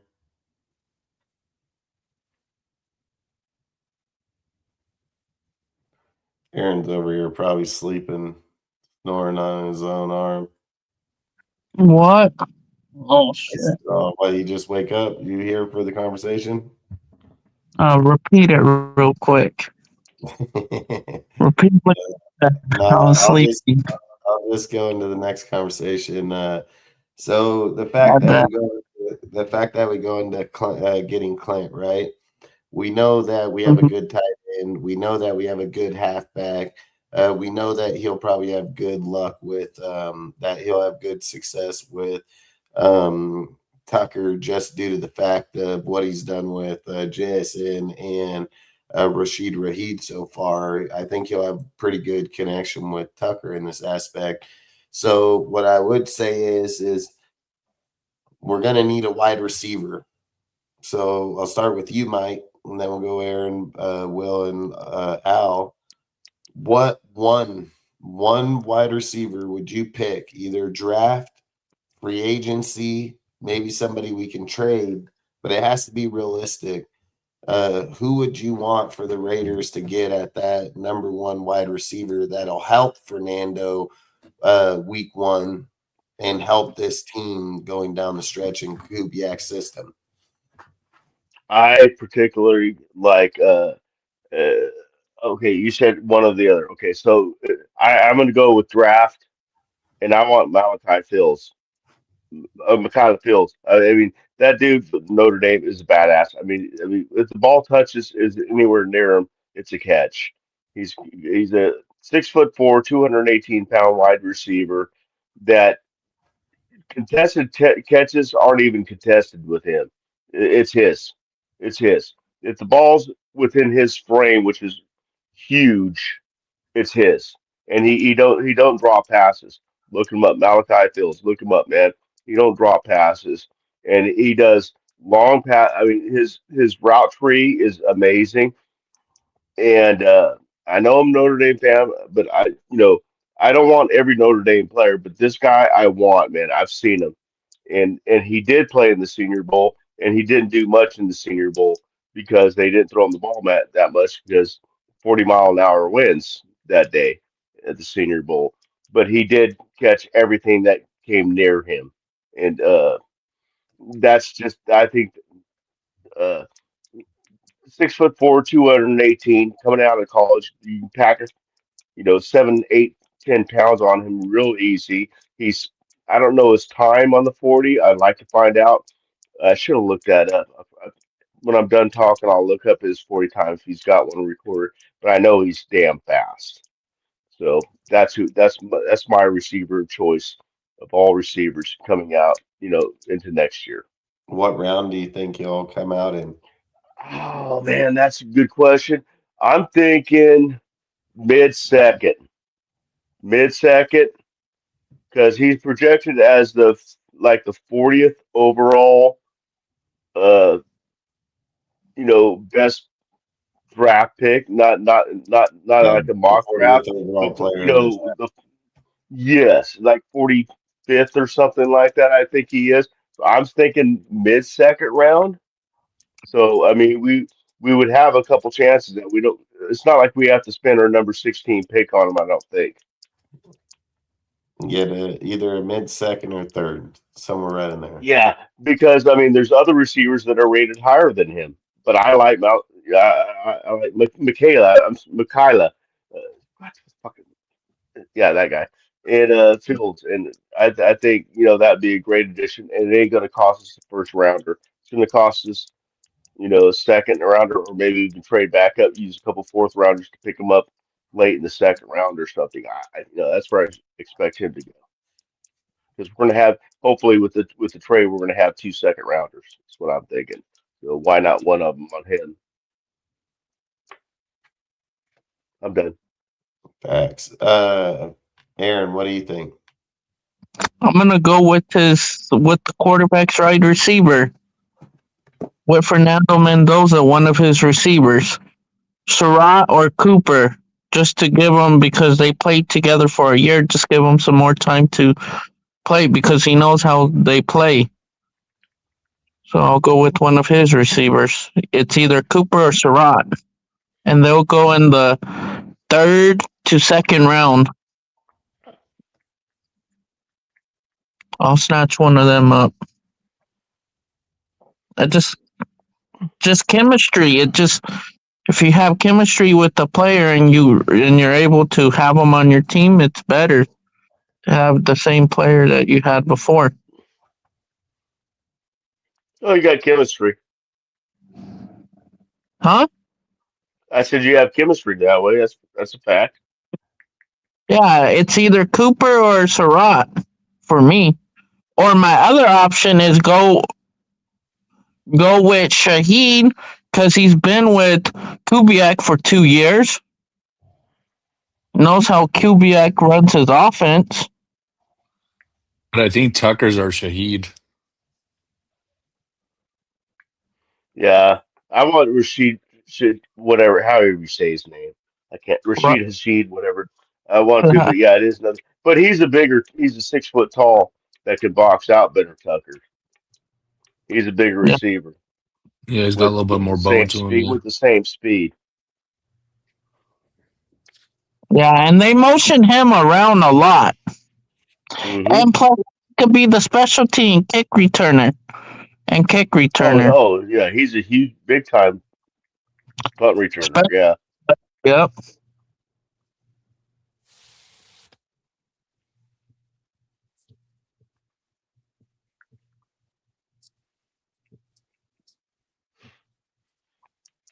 I like Cardinal Tate from Ohio State, but he won't be there, I think. Oh, yeah, he's badass too. That's what I mean. There's higher receivers than Malachi Fields, but He's gonna be the guy. or the guy from USC, the Jacoby Lane, Yeah. like big frame. I think he'll be there day 2. But yeah, I'm actually with Cortez on this. One of those 2 Indiana guys. I kind of like Cooper a little bit more. But one of the 2 Yeah. Indiana guys will be a good pick. Yeah. I think Surratt might go in the first, possibly. He'll be a second round. Yeah. He'll go in the Good. second, and I would Yeah, take. I'm with Dawson. He's the second round. I Probably would for my take team. Surratt, man. If we can get Surratt with Yeah. that second round, 3rd pick, I think we have the second round, 3rd pick in the second round.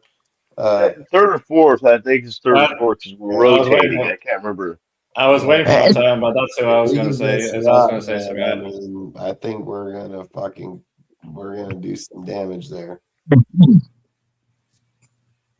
I think Surratt has the possession skills that we need. Like he's a good he's a possession receiver. That's what we need. Yeah, Well, he's Bench was supposed to be that. He's a He's an contested X receiver. Yeah, he's a contested. That's what I mean. He's He's a contested 6'3", catch guy. 214. I mean, the dude's a pretty good sized guy. Yeah, and that's exactly what we need to pair with Tucker. Like what we're saying, that outside X. Well, that's why I like Fields because he's a bigger receiver, taller receiver. He's not the same size, but he's a. I mean, as far as contested balls, like I said, they're not contested with Malachi. I mean, he will get the ball. He doesn't drop pass. He doesn't drop it. He will get it. He will box you out and he will get it. That's what he The does. Waffle House. The Waffle House. That's what they call him.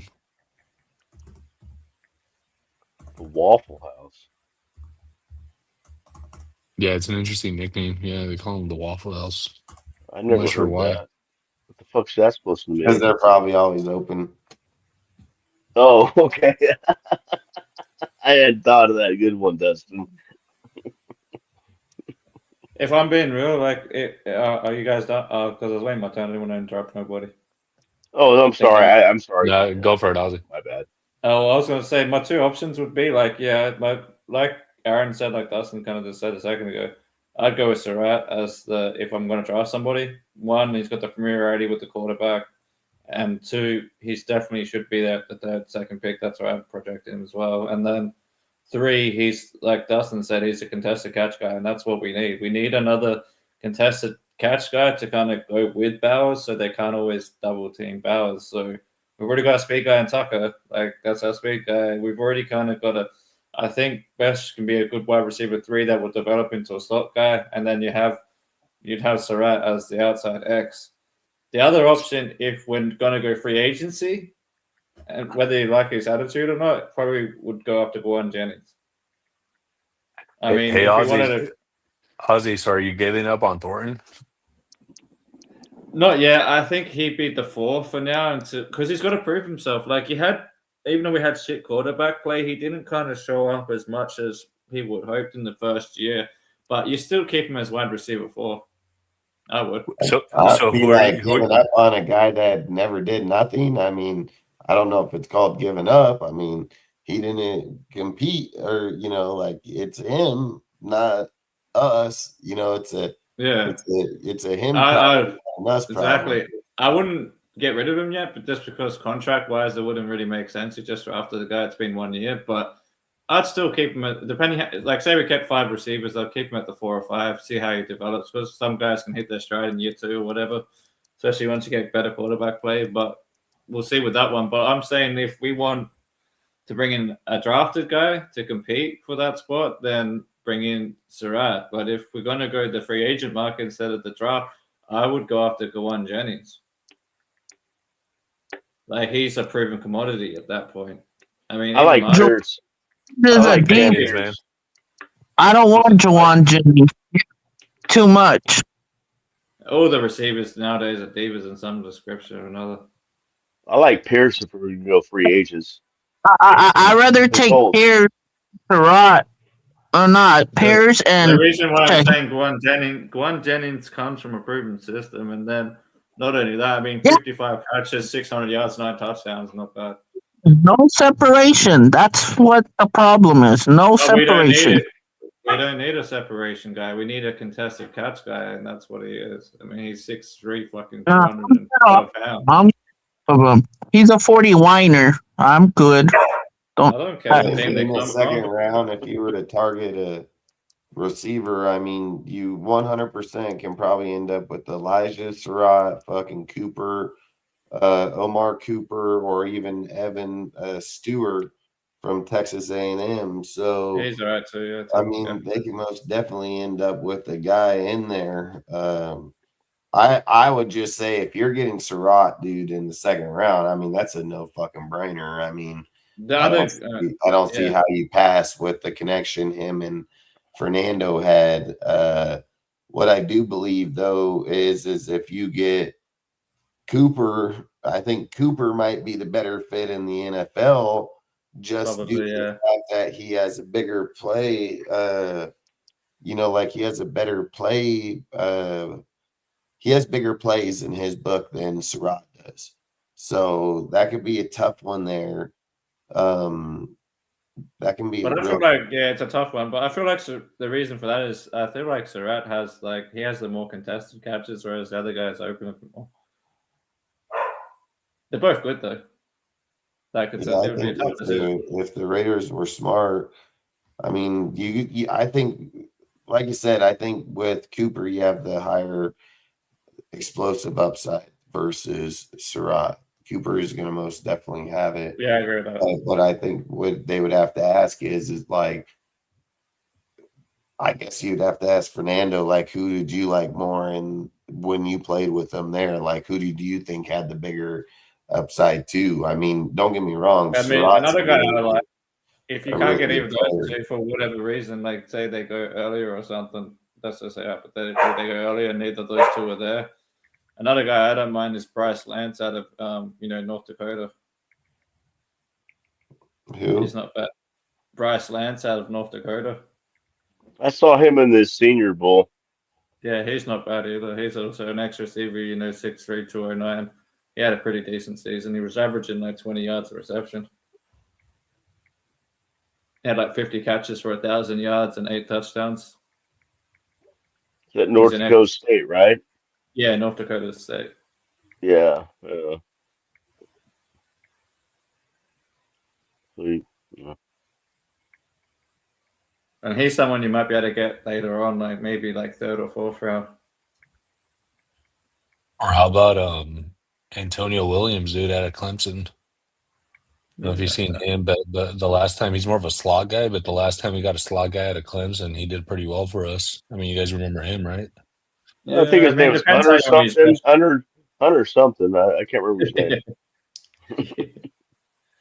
I was going to say, it depends how you want to use ruin him. Yeah. Depends how you want to use Besh at that point. If you're going to use Besh on the outside, then yeah, you can get a guy that's for the slot. But if you're going to use Besh as a slot guy, then you're better off getting an outside edge. Yeah, I just don't think Besh is really a slot guy. I think he is because he's a physical receiver. I think he can be a bigger slot guy. Yeah, that's what I think too. He kind of reminds me of a poor man's version of was that receiver for the Packers that Rodgers loved throwing to? The guy out of Kansas State. Jordy Nelson? Yeah, kind of like that. Jordy, kind of a poor man's version of Jordy Nelson. That's what Besh reminds me of. Yeah, I just don't think we got to see enough of Besh last year. That's what I think. Yeah, I mean, when he was targeted, he did his job, man. I'm sorry. It's you can't blame the receiver. He can't catch balls that aren't thrown to him. Exactly. That's what I was going to say. You can't blame the receiver when it's coaching and quarterback. Because the coaches didn't want to play the young people until later on in the season, and then the quarterback wasn't always exactly accurate with the ball either. So we're all assuming the Lockett's gone, right? He's packed his bags. Oh yeah, he's long fucking gone. And we never should have gotten him. It's a waste of money anyway. Yeah, he's gone with Pete and his stupid. He's gone with the wind. He's gone with the Carols. He's gone with the Carols. Yeah, exactly. Yeah, he's gone with the Carols, going in the wind. I'm gonna bounce out, guys, but it was great chatting with you. Hey, Ozzy, I wanted to tell you I got some Australian lamb that I'm gonna cook up tomorrow, dude. Just want to let you know. Nice. Before you hop off, How would you guys? And you can answer this before you bounce. Yeah. If the Raiders targeted 2 wide receivers in this draft and free agency, how would you feel if the Raiders drafted Elijah Surratt in the 2nd round for Fernando Mendoza and targeted Daryl Mooney in the free agency? That'd be a good. I mean, that would be a good pairing. I feel great. I feel great Yeah. about that. I think that's a great move. Yeah, I think that's a great fucking play. I'd Yeah, I take love that play. Mooney off, or like I said, I'd take Mooney off fucking Jennings. Yeah, and I think if you get Surratt in the 2nd, which something tells me like I think there's gonna be a team that's gonna move up and get that guy. Hopefully not, but yeah, I mean if you get Surratt, dude, the Waffle House in the 2nd round, like fuck, that'd be a good fucking combo. Yeah, and then we've already seen the effects of when you pair a receiver with their quarterback with Joe Burrow and Jamar Chase. So because they already know each other's timing, like they already got the timing down to an extent. Yeah, I like that combo though. Great chatting with you guys, man. I'm gonna get up at 4 a.m., but we'll be in touch. So Have have a a good. good night. All right, later. Al. Later, Al. Hey Cortez, I'll hit you up later, dude. Just text me. Stop calling me. Fuck you. Go to bed. It's He wants to fucking hear your voice, bro. He wants to hear your voice. Wants me to call him good night and shit, dude. Come on, dude. Just go to bed. What's up, baby? What's up, baby? Start charging him $5 a minute or whatever the fuck it is. For real, fucking $6.99. All right, see ya. Salute everyone. Go Raiders. I gotta ask a question. Why do all San Diego fans have to come, or Los Angeles Chokers fans have to come in like this? Why? It's hard fucking the Bolts suck, dude. I mean, how many I years? mean, Hey, this is the one thing I always want to say. They can talk all this shit they want about Raiders, right? But this is one factual truth. How long your team been in the NFL? For 65 years? And you still ain't got Super Bowl, motherfuckers. And you still ain't got a motherfucking Super Bowl. So good luck with that one. Good luck with that one. Hey, Bolts fan. What do the Chargers and Coaster have in common? I'll tell you. Neither one will leave a ring on your table.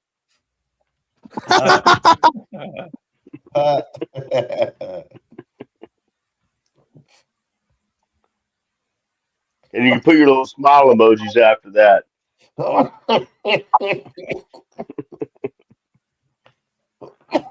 Salute to all you guys in the chat, man. Really do appreciate you guys. Appreciate you guys all stopping by. Before the Super Bowl, we're going to be doing we've already done it once about all the people in the chat putting in their scores for the game. I don't know if Mike would want to write down any right now, but we could take a moment and do that right now to add more people to it. So basically what I was doing is absolutely. Let me get my notepad out. I turned my turtle into a gecko. Hell yeah. So basically what we're doing is we're going to get everybody's score for the game for the Super Bowl. So you can pick, but it has to be, you have to pick, like, for instance, I'm just using an example. You got to say Seahawks 24, Patriots 15. And I'm just saying an example. If he tells you that team or that score has already been picked for that team, then you got to pick a different score. You can't have duplicate score. But long story short, I'm just going to give $25 gift card to the winner. Whoever just give me like 2 minutes and I'll be right back. All right. For free. Nobody's got to give anything. Nobody's got to do anything. All they got to do is just put their score in the chat, who they think's going to win, and that's it. And then after the Super Bowl, Mike will go through it. He'll see whoever, came to the closest, if not hit the score. And then, like I said, we'll let them know on the live. And then all they got to do is contact me and let me know which gift card they want. If they want the Venmo, I'll probably talk to my woman. She probably has it on her phone or Cash App or whatever that fucking deal is, and she can go through there. I'm not too worried about I just don't have it on my phone. So you can either get a gift card or she can send you the cash. I can care less on the phone. But either way, You need to give me my damn fucking thing already. yeah, I need mine from you too. So what are you giving me? What was it? A hat and a shirt? What was that? Right? I get a hat and a shirt. No, Yeah, I thought that's what it was. I thought it was a hat and sweatshirt of your deal, your logo. I need to make that shit. I need to go have it made. But long story short, if you guys want to enter up in it, just throw out the score and the team, and then like I said, Michael record it and put it down, and then like Right, we'll Dustin. do it again next week before the Super Bowl too. So just so you guys know, what were you gonna say, Ozzy? I just wanted to ask because I know the guy hasn't panned out in the NFL yet, but he's kind of been on a shit team. How would you feel if we got like it'd have to be on like a I don't know 2-year contract or something just because the guy hasn't proved it since coming out of college? Traylon Burks. I'm just thinking if you pair that kid with fucking someone like fucking Klint that knows how to run an actual offense. Daniels confirmed, made it official in a very interesting. Because Burks coming out was a hot commodity coming out of college, but I just feel like he hasn't translated in the NFL. Might be partly because of coaching. So would you be willing to give? I'm just wondering if the Raiders did it. I mean, if they brought him here for tryouts and went through camp, I'd have no issue with it because I mean, Burks is a good option. I mean, he's a good. That's what I was just thinking. Like, so. if we can get him into the camp, and then like if he shows up in camp, and then they sign, like oh fuck, he's showing up in camp, and then they sign him to the 53 from camp, like doing it that way, like giving him a shot. Because I mean, if he can't succeed with fucking Klint Kubiak, he ain't gonna succeed with nobody. So I just feel like maybe he got a rough deal going to Tennessee. You know what I mean? I don't know. That's kind of something like thinking maybe give him a chance. Martinez, he said bolt up, gay as fuck. Facts, bro. Fucking hate that saying. Fucking. But nah, you're right, dude. I mean, Burks would be a good option. I mean, I'm not gonna lie. I mean, if Burks was over here with this squad, and he's young too. I still think Burks would be like the Darren Mooney replacement on there if I was getting it. But I would still get Mooney and then put Burks on there for tryout because if he's better than Thornton, I'm just going to move off Thornton. I mean, Thornton ain't done shit, and Thornton has shown that he most definitely dropped a ball thrown right in his hands. So, I mean, I think Thornton has just as much problems as Gino does throwing. You know, like does he get a lot of balls thrown to him in there? No, I'm not going to say, but there are a lot of balls that were put right in Thornton's chest, dude, and fucking he dropped the ball. And when you have wide receivers doing that in the NFL, that's most definitely leads to, you know, for instance, quarterbacks in the NFL are way stronger. They're throwing a faster football. He probably don't have the hands for that type of speed or power, you know, like it happened multiple times. So Thornton, I would just put in the back and see if he comes along, just like I would see Brendan Rice or somebody, or, you know, Cedric Jackson. Like Cedric Jackson's who I want to see. Yeah, I would hope that he develops, is what I would say. Yeah, I'm with that. Yeah, I'm okay with that. Yeah, because I was just thinking about it. I mean, like, yeah, if you get Traylon Burks into camp, and but I would tell you right now, if I can get Stirrat, and then I can get Mooney or oh fuck, who was I just thinking? Pierce from the Colts. Alec Pierce. Yeah, I would take that before I took Burks. I mean, I suppose that's true. Pierce is definitely more proven. That's for sure. Yeah. And I was just looking at the Burks thing because of how we were talking before about having a young core. Burks is still pretty young. Like he's only 25. So like if you can even if Kubiak can develop Burke, then you could have a good receiver for another 5 years. Martinez is handling business. He is in there fucking shit. He's very talking shit though. And Fucking yeah, you had another keyboard warrior. Can't say, oh, look who just pops in. Oh Salute, my James. God. Salute, James. What's up, James? What's up, Furpo? Yeah, I mean, I'm not gonna lie. I think our team could have a lot of good options here in the Facts. offseason. And the thing is, The O line so- and fixing with receivers, quarterback, everything. I mean, you got to think about it. As much as trading back and so on may sound good. I mean, the logic is he's going to come here to get Fernando. It gives him, like you said, it'll give him longevity, being able to have more consistency with them.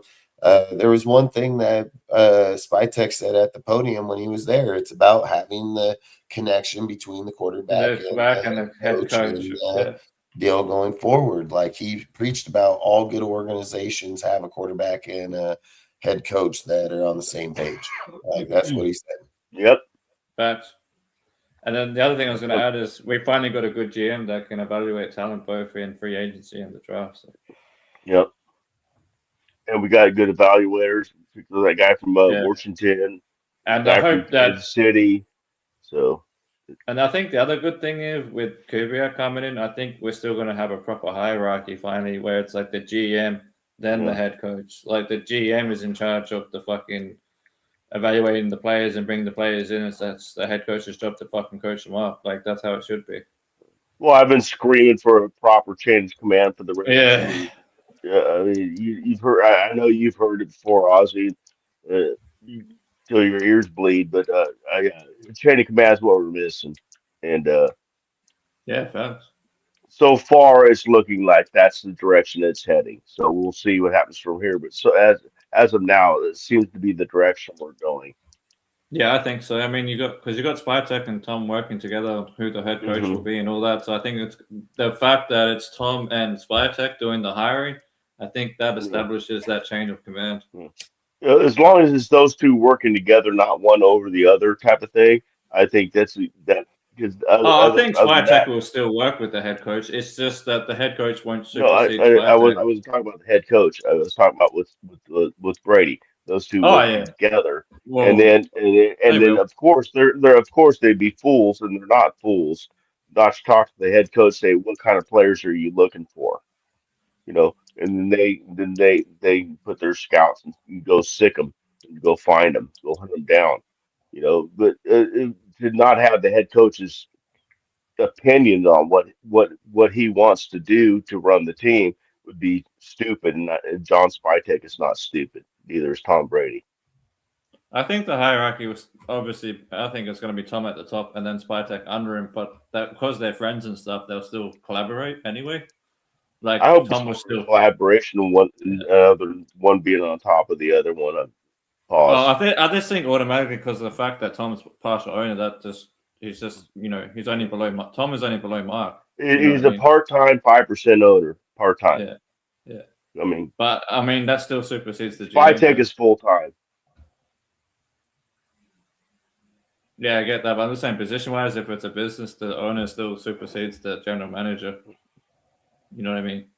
Just like Mark supersedes pretty much anybody because he's majority owner. Like, kind of it. But the problem is Tom ain't out. I mean, Mark ain't out. Doesn't know football like his dad did. So that's the only reason he's just pretty much the money guy at this point.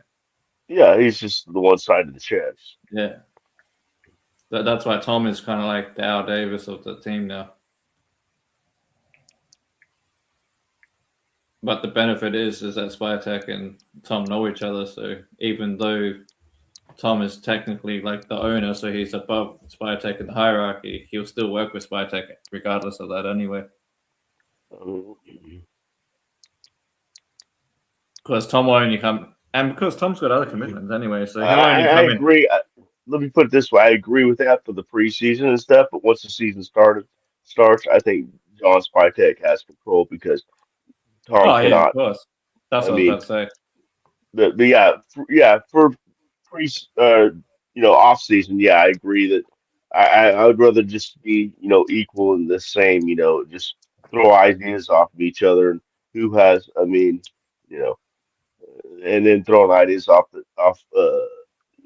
who we hope is Kubiak, which looking that way. Um, we can throw ideas, come up to, like what we do. We don't always agree on things. Like our chat doesn't always agree on us, but we can talk about it and work so they. In other words, so long as they can all work together and know, okay, well, this person's got the final say. I can put my input in, but this person got the final say. I know that, but but I don't know how to properly say what I'm thinking, but I hope you get the No, I get what gist you're of it. saying. Yeah, I get what you're saying. That's pretty much what I was saying anyway. I'm saying like during the off season, Tom is like the head guy, but working with Spytech. But like you said, as soon as the season actually starts, it'll be just Spytech will be the head guy working with Kubiak. So.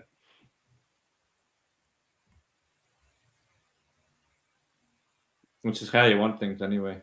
You want a proper chain of command.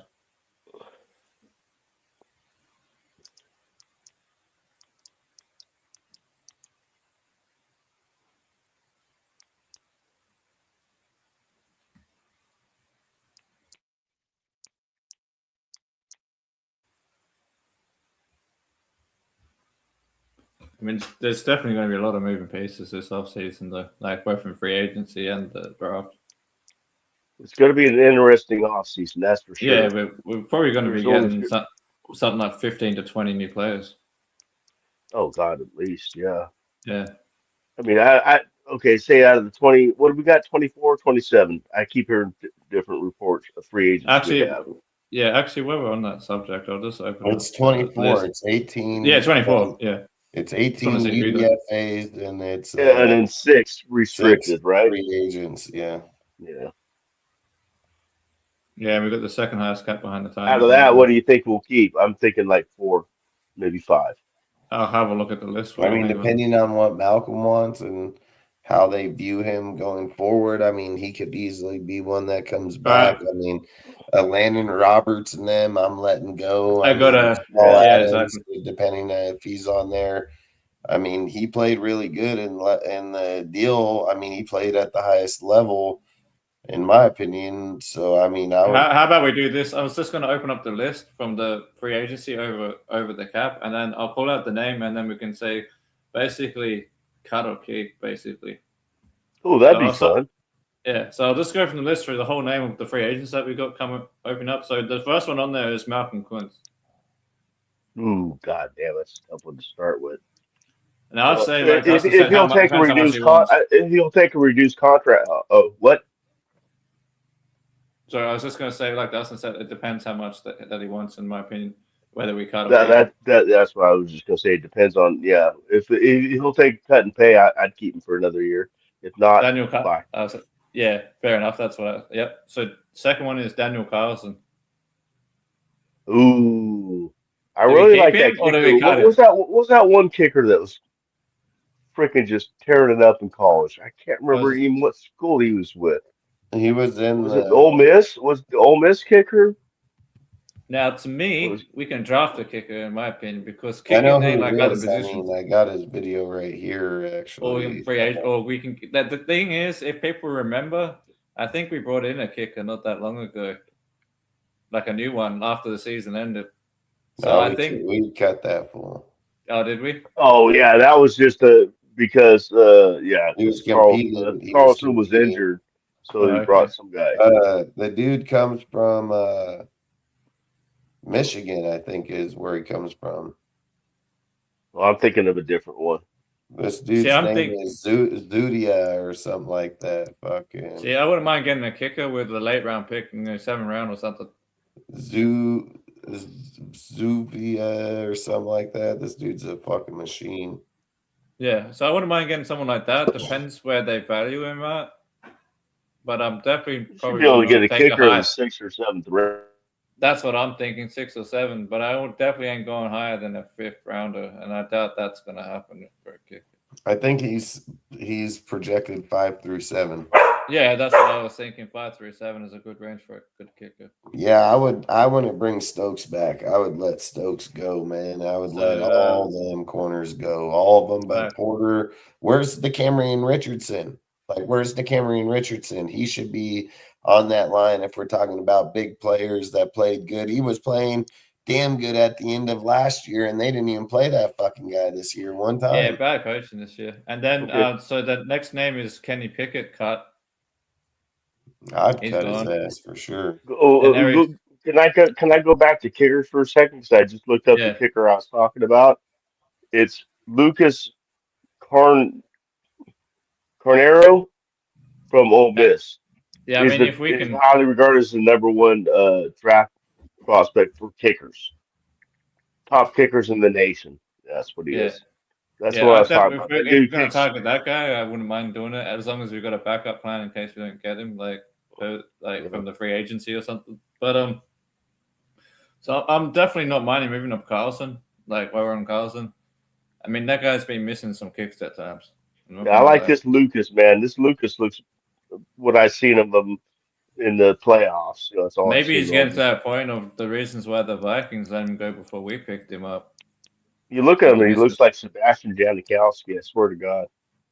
Yeah, I was saying with Carlson, I think the reason, I think it might be time to move off kind of how the Vikings did before we picked him up, because he's kind of looking like the Vikings kicker again, the misses. So, yeah. So, yeah, I'm sorry I interrupted with kickers. No, you're good. You're good. And then so you also said to cut Kenny Pickett and Eric Stokes as well, Mike.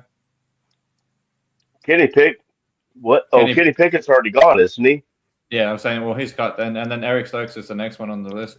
Eric Stokes. Oh, I'm saying cut. That's a tough one. I think Eric Stokes looked as good as he did because they didn't throw at him because Kai Blue Kelly was on the other side, so they just picked on him. So he looked better. I would say that's probably going to be a cut. Then, yeah, I'd say cut. And then Landon Roberts, I'm saying cut. Cut. That's easy. Then the other corner that they brought in, that Tristan McCollum, I'd say cut. We didn't really see that much of him anyway. I think he was mostly a special teams player. Yeah, exactly. Then you got Lonnie Johnson, the safety, probably cut. Ooh, yeah. I had high hopes for him when he come back off the injury, but yeah, it just didn't look all that good. Unless they plan to keep him for special teams because he's only about a special teams player. Maybe, yeah. But and then you got Raheem Morset. I'd probably say cut at this point. He's getting up there in age. I think we need to revamp the whole running back room as it is. Right. Next one's interesting, Ian Thomas, because Ian Thomas isn't actually a bad tight end. Oh, I know. I like him as a tight end. He's a good blocker too, man. And I just don't think as another player that we just didn't use enough to find out enough about. I think with I'm gonna leave that one as I'll leave that one up to Kubiak. He could be cut, he could stay. It depends how Kubiak wants to use him. But I'd say most likely cut, just because if they're going younger, they'll probably cut him. Yeah, that's true. Because he's probably going to be like 31 this year, so they might cut him just based on that reason. Yeah, if they're looking to go younger at the position. Part. Yeah. Then you got Dylan Parham, left guard. Gone. Yeah, I think so too. I don't think he's showing up enough. Then you got Jacob Bobenmeyer, long snapper. Is Dustin playing this game?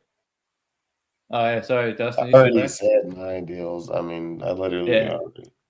I'm just looking in the kicker. They say Michigan's kicker is the best kicker in this year's draft. Fact. I'd target him for sure. Yeah, rounds 5 to 7. I mean, if you're serious about it, I'd take him without. If we don't trade our 4th round picks, I'd take him with whatever our latest 4th round pick is. Lucas is still a good option. He's not a bad option at all. And that's what I'm saying. I'd even go as high as our latest 4th round pick is, because we've got 3 of them. If we don't use them to trade or anything else, I'd say use our latest 4th round pick to get the kicker, just so we can definitely pick him up, because I don't think any other team's going to take him in the 4th round. But yeah, I wouldn't be mad if we picked him up in the 4th round with whatever our latest 4th round pick is. Like, it'd be a little higher, but if it's to make sure you're going to get the guy over everybody else, then I don't mind doing that. Yeah, so the next one is Jacob Bobenmeyer. I say he's gone, the long snapper. A long snapper? Yeah, he's free agent. Yeah, but we already picked I up don't the know long snapper. why wouldn't we keep him? I mean, We picked up because the long people snapper, Alex. saying they can read them and stuff. I'm sorry. Yeah, I think we picked one up already, didn't we? We picked up the long snapper from the Rams, Alex Yeah. something from the Oh, Rams. then he's gone. Then Yeah, he's gone. That's what I was saying. He's gone because like Dustin said, we picked one up. I didn't Jamal know that. Adams. With Dustin, I say that's probably about the only linebacker I'd re-sign. Oh, I would definitely keep Jamal. Yeah, absolutely. I love that kid. I love how kid. I love how he just sneaks in, moves down the line, just takes people down behind the line too. Yeah, I think at the very least he can, even though he's getting up there in age, I think at the very least he can help in the run game. So. Oh yeah, absolutely. Yeah. So I definitely wouldn't mind keeping Jamal. Then the next one's Tyler Lockett. Like I said earlier, he's probably gone. Gone. Terrell Edmonds, I'm the just safety. being honest with you. Anybody outside of Jamal Adams that belongs with Pete, I'm probably cutting them. Yeah, facts. Then Terrell Edmonds, the safety. I say he's probably gone. Then you got Darnell Holmes, he's gone. Yeah. Then you got Devin White, I say he's gone. I think I would like to keep Devin White, to be honest with you. I'm not a fan. I am. As a run stuffer, not as a pass. Yeah, I get that, As a but run tackles are stuffer, overrated. he's a badass, man.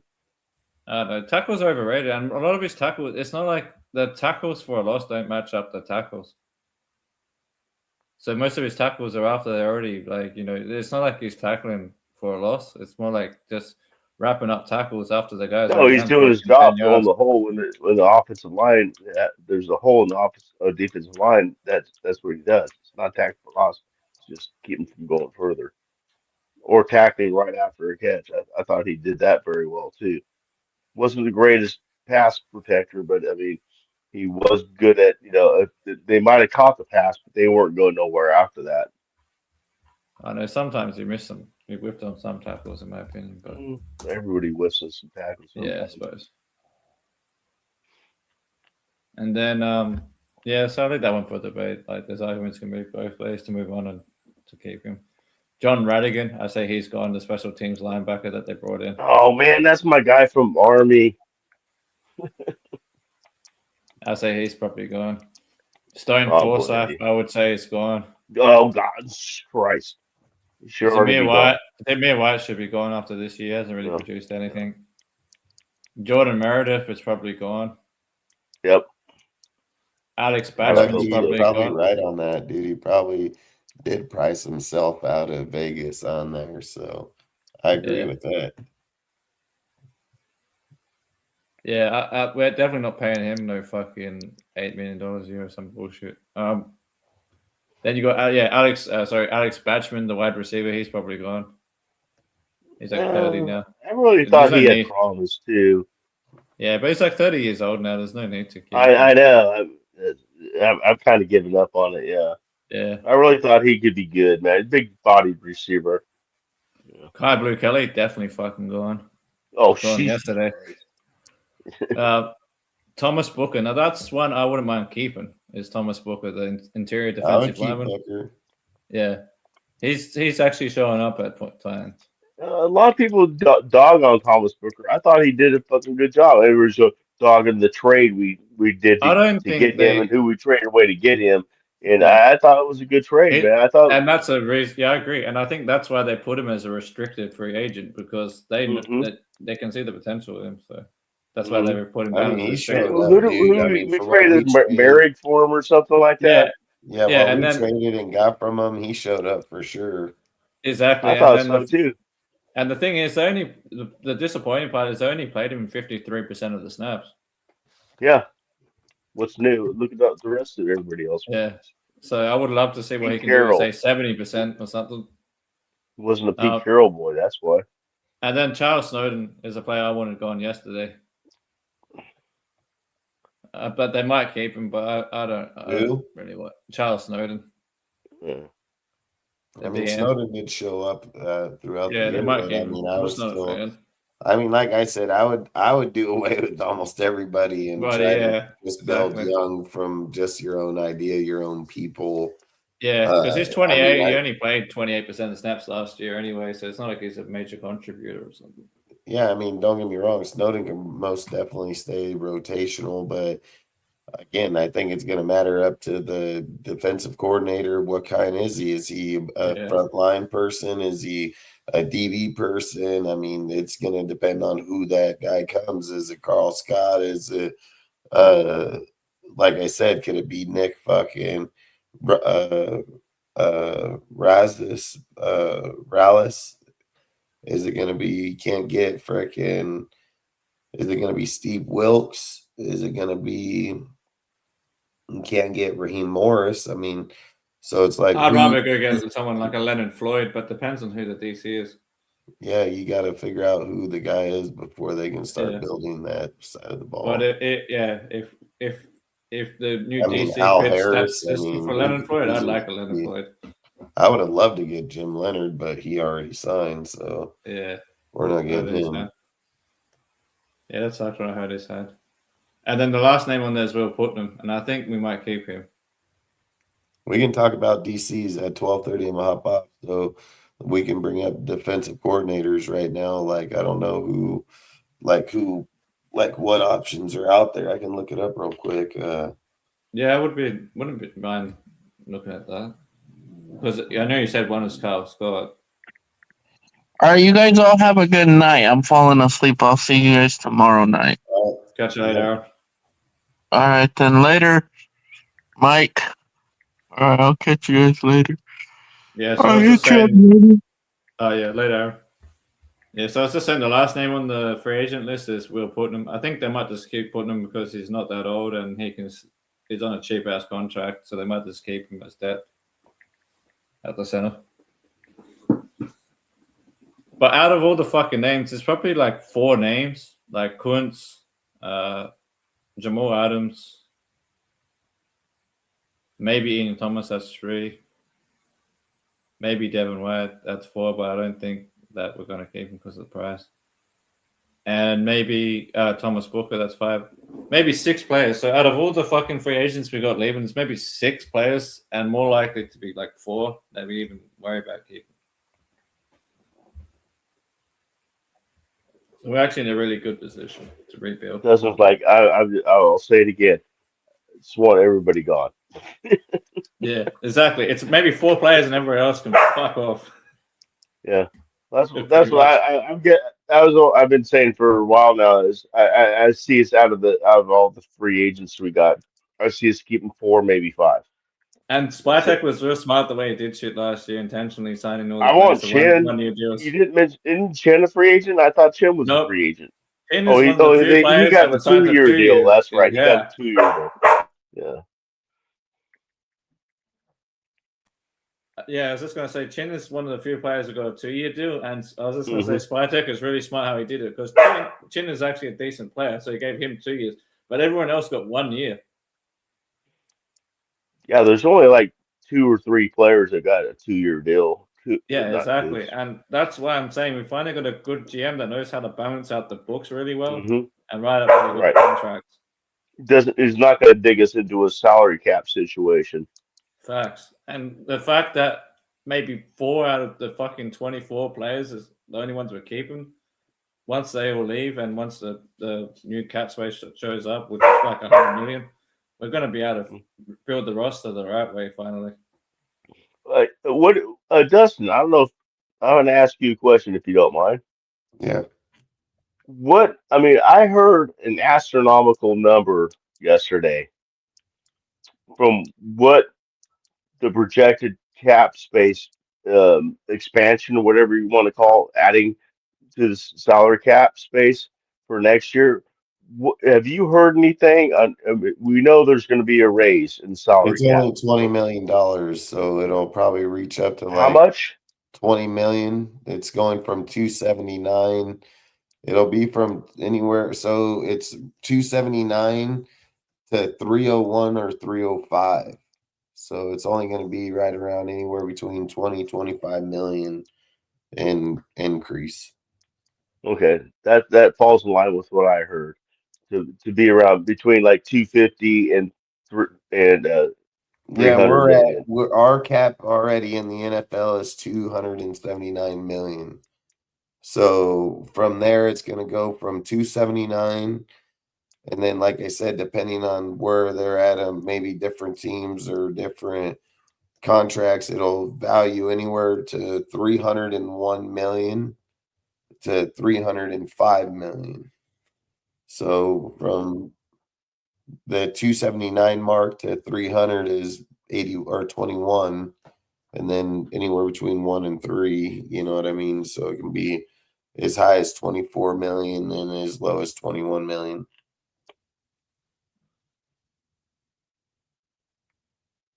So I missed what you guys were just saying because I had to feed my dog real quick. Fucking sun at the moment, man. Oh, we were So, talking. I was asking Dustin what he thought, what he'd heard, what the salary cap increase would be this year. yeah, about 20 something, I think. 20 something mil.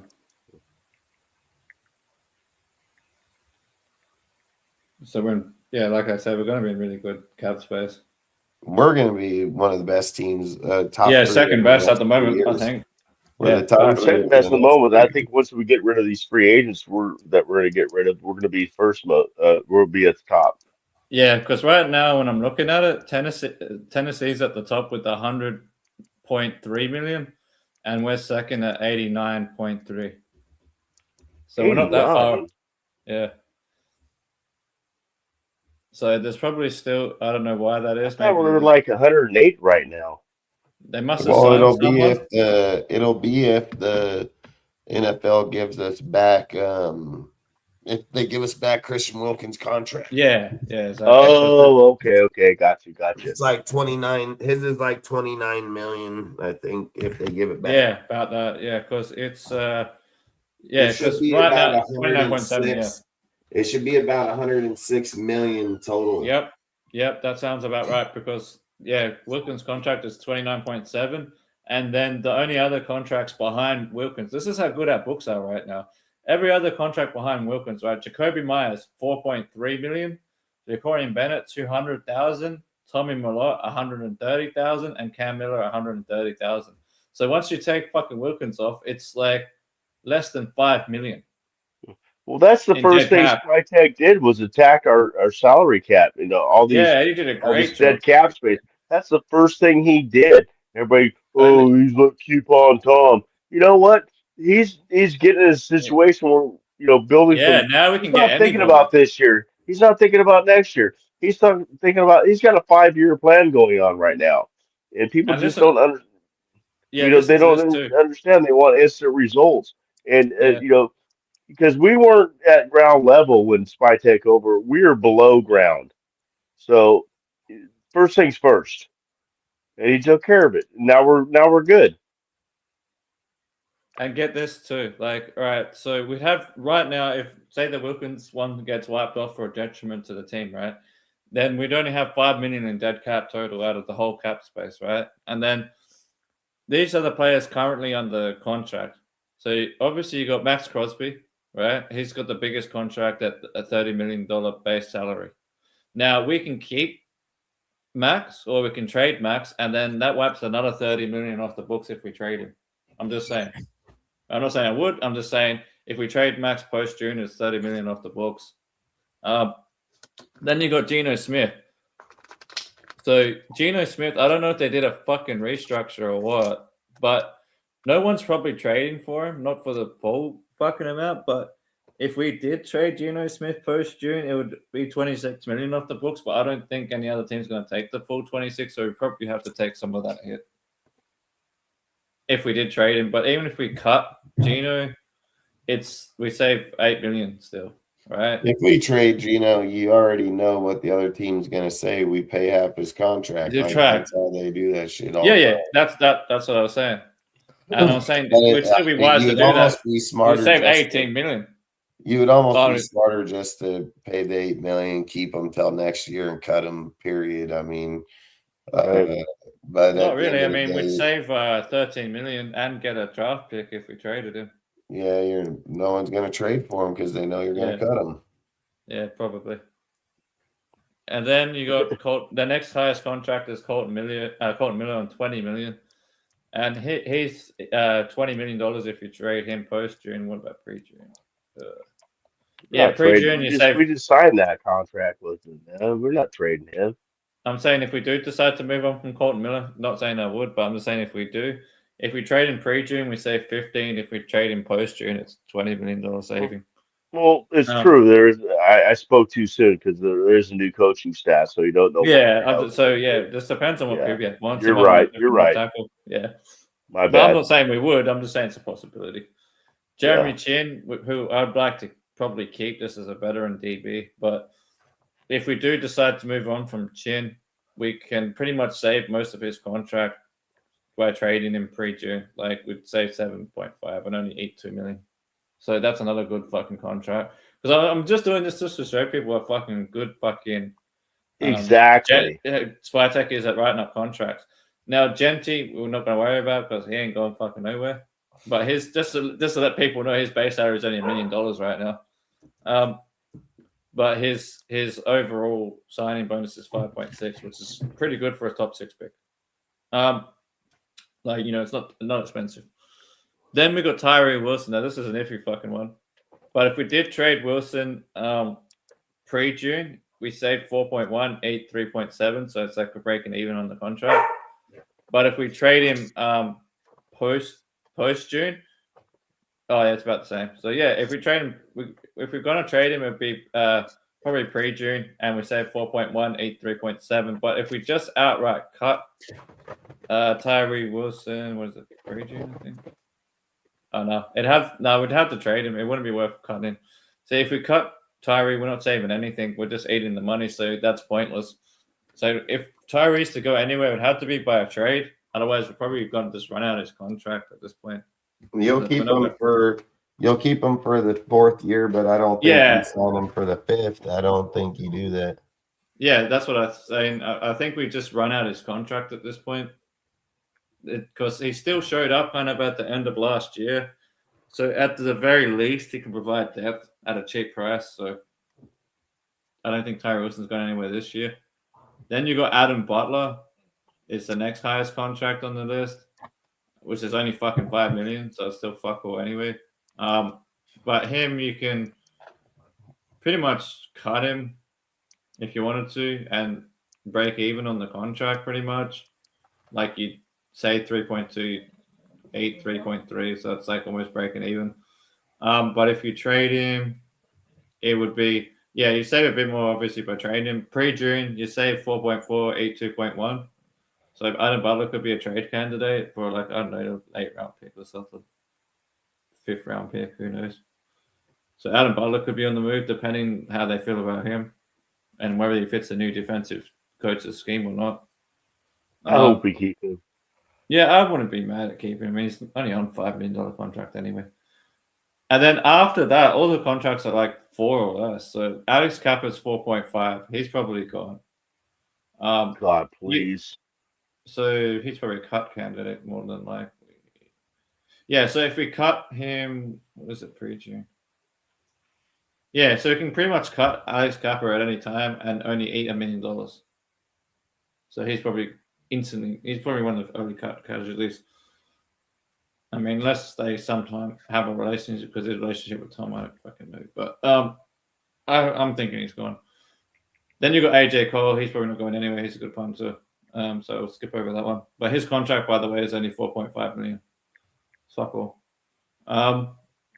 Then you got, this is one of the most craziest contracts, man. But then again, he's like, his 2nd year or whatever. Brock Bowers is only making $1 million. He has a $2.5 million signing bonus, but he's only making $1 million base salary, which is fucking nuts. As a rookie, that's fucking nuts. He's a rookie tight end. Yeah, I know, but I'm still saying for the 13th overall pick, it's still pretty nuts. It is, but I mean, I'll take, I'm just saying he's gonna make his money, man. He's gonna get his bag. Yeah, I think next year's one is because that was Telesco's contract. Yeah, Telesco actually did a half decent contract. I'm just looking at it. Like he's only making. Oh, okay. So he signed him up to 2028. So Bowers is under contract up to 2028, and he's only he signed into a pretty good contract for us. So we don't have to think about re-signing Bowers probably till 2027. This is good. Yeah, first round draft pick, so we got him for 5 years if we want him. Yeah, and then I'd say we're probably going to pick up his 50 or whatever that'll be. Unless they want to be a no-brainer.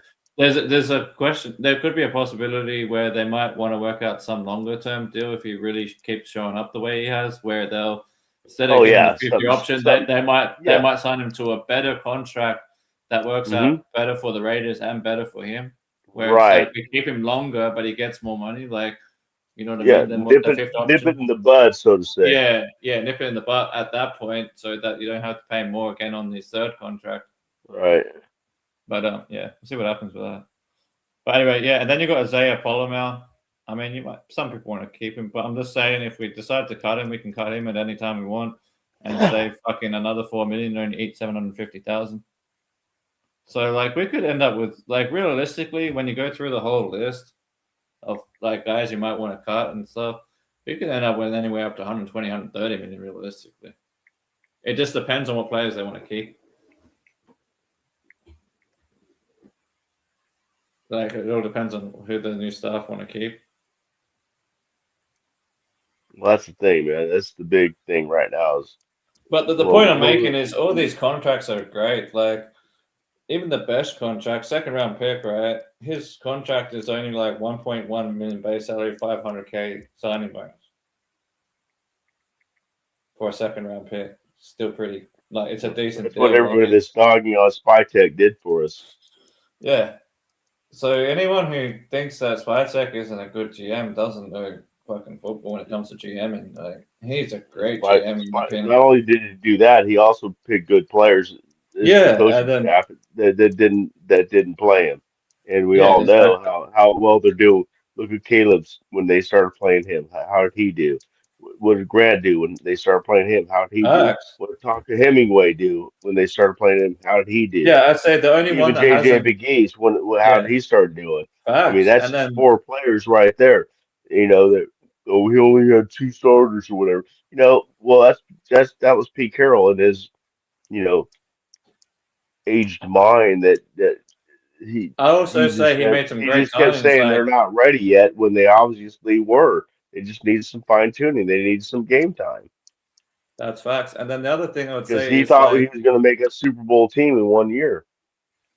That's facts. And then the other thing I'd say is there's other signings that were like really good, like bringing in Lucky Tassi for the international program. Oh yeah. Fucking keeping Jonah Lalu, who's only on $1 million contract right now. Like there's other like those kind of moves that he made as well. I say the only player that hasn't worked out as we hoped is Dante Thornton. I still say I like Lucky Tassi as a nose guard instead of an offensive line. I'm sorry. I think Lucky Tassi is a great nose guard. I can't. Yeah, he could, but I do think they make better offensive line just because. I mean, if you look at what Philadelphia did with with offensive line, it's just going to take longer for him to get on the field. Yeah, it just takes longer. But I feel like I'm going to keep saying it. I feel like Lucky Tassi needs to play like Richie Incognito. Because Richie Incognito was a thumper, man, at the guard spot. So Richie Incognito was a freaking freak beast. That's what I'm saying. I think Tassi has the potential to Steve Wisniewski. Compared to Steve Wisniewski too, you know that kind of player. Just just someone that can bully you at guard. I mean, just like someone that's physical at the line. Yeah, physical and just unrelenting, and you just didn't want to mess with that dude, man. And I feel like that's what we need. Man. See, if it's me, I want Lucky Tassi at right guard, just because generally speaking, the right side is the dominant run side. So I would love to put Lucky Tassi at right guard, man. Just because I feel guard is easier to play than tackle. I don't think Tassi has the. Do you think Lucky Tassi could be ready by this year though? Or maybe next year, is what you think? I'm thinking next year, but we'll see what happens in training camp this year. Yeah. The only reason I'm saying that is I think he has all the physical traits. It's just understanding like the. Oh, no doubt about it. I love the guy, man. I that's why I wanted to play defensive line because I wanted to see him sooner. But Yeah. and then I would also like to see those defense player come in and be a fullback. Come on, Yeah. are you kidding me? Well, Or a they could pusher? put Darcy at fullback. That's for damn sure. Like Are that'd you be are like you a kidding natural me? position. Oh Jesus, man! Yeah, yeah, I mean, man. if you want to put a Come guy at on. the if you like we were talking the other night, if you want to put a guy on the fucking first and goal at the 1 yard line, right? Like fucking put Tussie in there to run the fucker, and he'll run it in, all right? He'll run that through you, He bro. won't even. He'll just walk in. It's like, I'm in. Get out of my way. Yeah, he'll just run through you into the fucking end zone at that point, because that's pretty much what rugby is just short distance running. Mm-hmm. Oh, it's like a scrum for him. Yeah, exactly. It's like a scrum.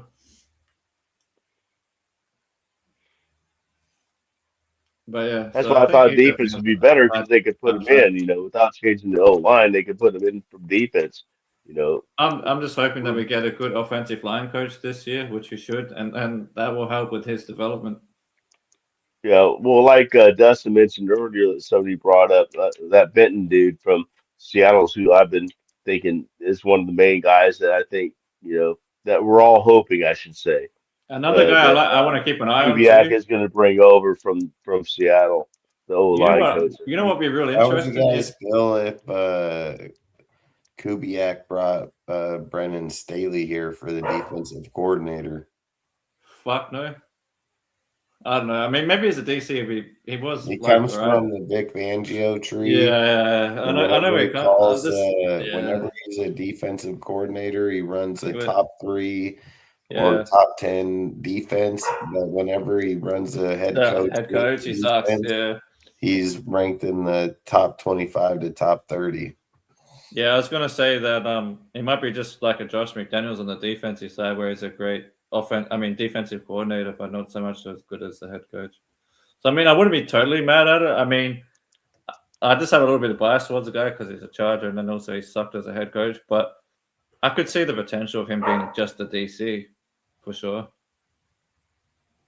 Because I'm not gonna lie, he was a really highly regarded DC before he got the Chargers job. So I can see the fit. I mean, he is from the fucking. Isn't he from the Harbaugh tree as well and shit? He's not from the mistaken. Fangio tree. Oh, Fangio tree. And he comes from the McVay. Oh, McVay, that side, right? Yeah. Yeah, I knew he came from. Oh, that's right. Yeah, it was the McVay because we talked about the other night. Not many McVay ones have worked out as head coaches. Yeah, I mean, I could see that working. I guess, like, especially if he's just worrying about the defense, he's not, because he's not doing the head coaching shit. I can definitely see that. The same way Josh McDaniels ain't good as a head coach, but he's great as an OC. What if they could get Jim Schwartz? I would like that. Yeah, Jim Schwartz, I wouldn't mind. I would take that in a freaking heartbeat. I mean, look at the Cleveland defense that he ran. Facts. And now he's pissed off. Shit, do we I could play definitely Cleveland next year? I don't think so. That'd be funny. But I don't think we play Cleveland next year. But yeah, getting that dude. I mean, come on. Be right back.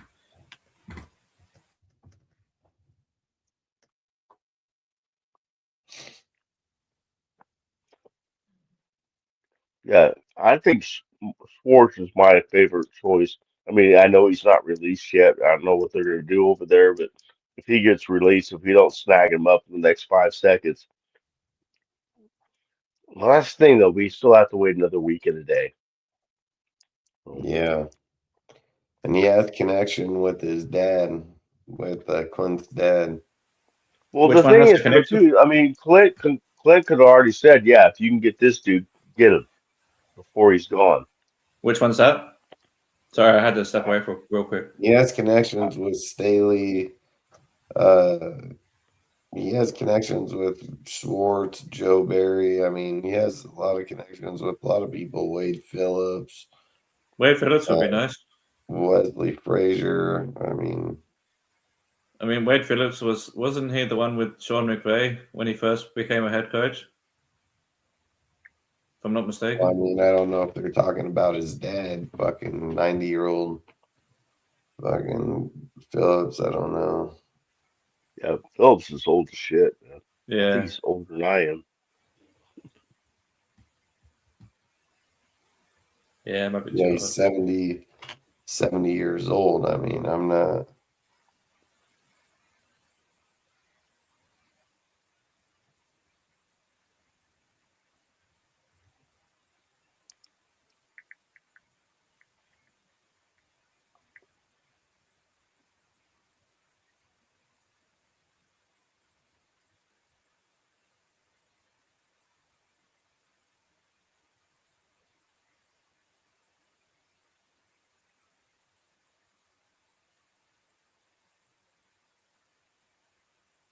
Yeah, the thing I was going to say before is another player that we kept on the team is that McClendon Curtis. You know, the other offensive lineman, the big dude, the one that we were pretty big on coming out of college. They still got him under McClendon Curtis. Remember how a lot of Raid Nation was talking about him like the year before last? McClendon Curtis, the big. He was going to be a tackle or a guard, but I think he's better suited to guard.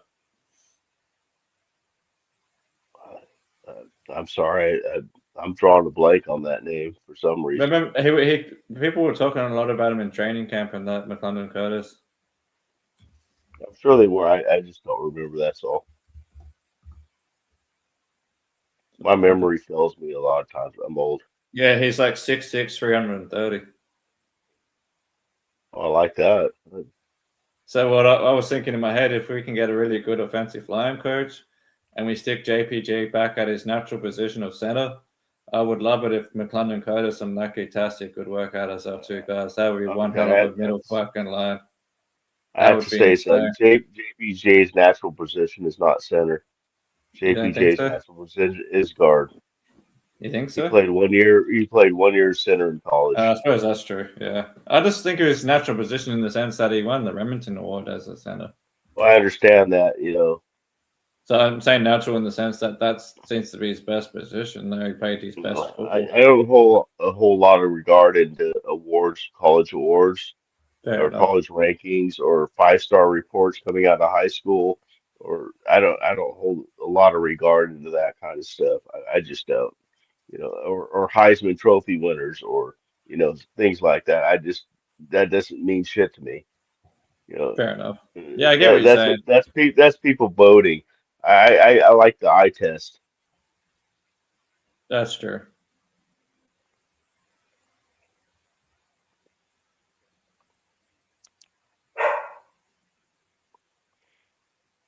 I mean, if you got the eye test and then you also see, oh yeah, I heard this, and you know, he's as bad as they say he is. That's one thing.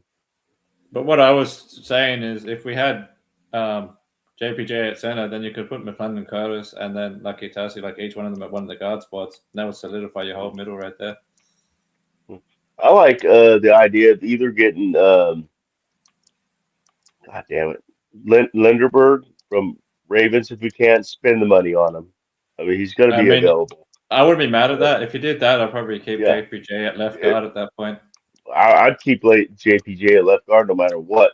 Because if we don't, say we don't get Linderberg, because it's going to be a hard task. But hey, we just got Klint Kubiak, so why not get Linderberg? We have the money to get him. Just let me.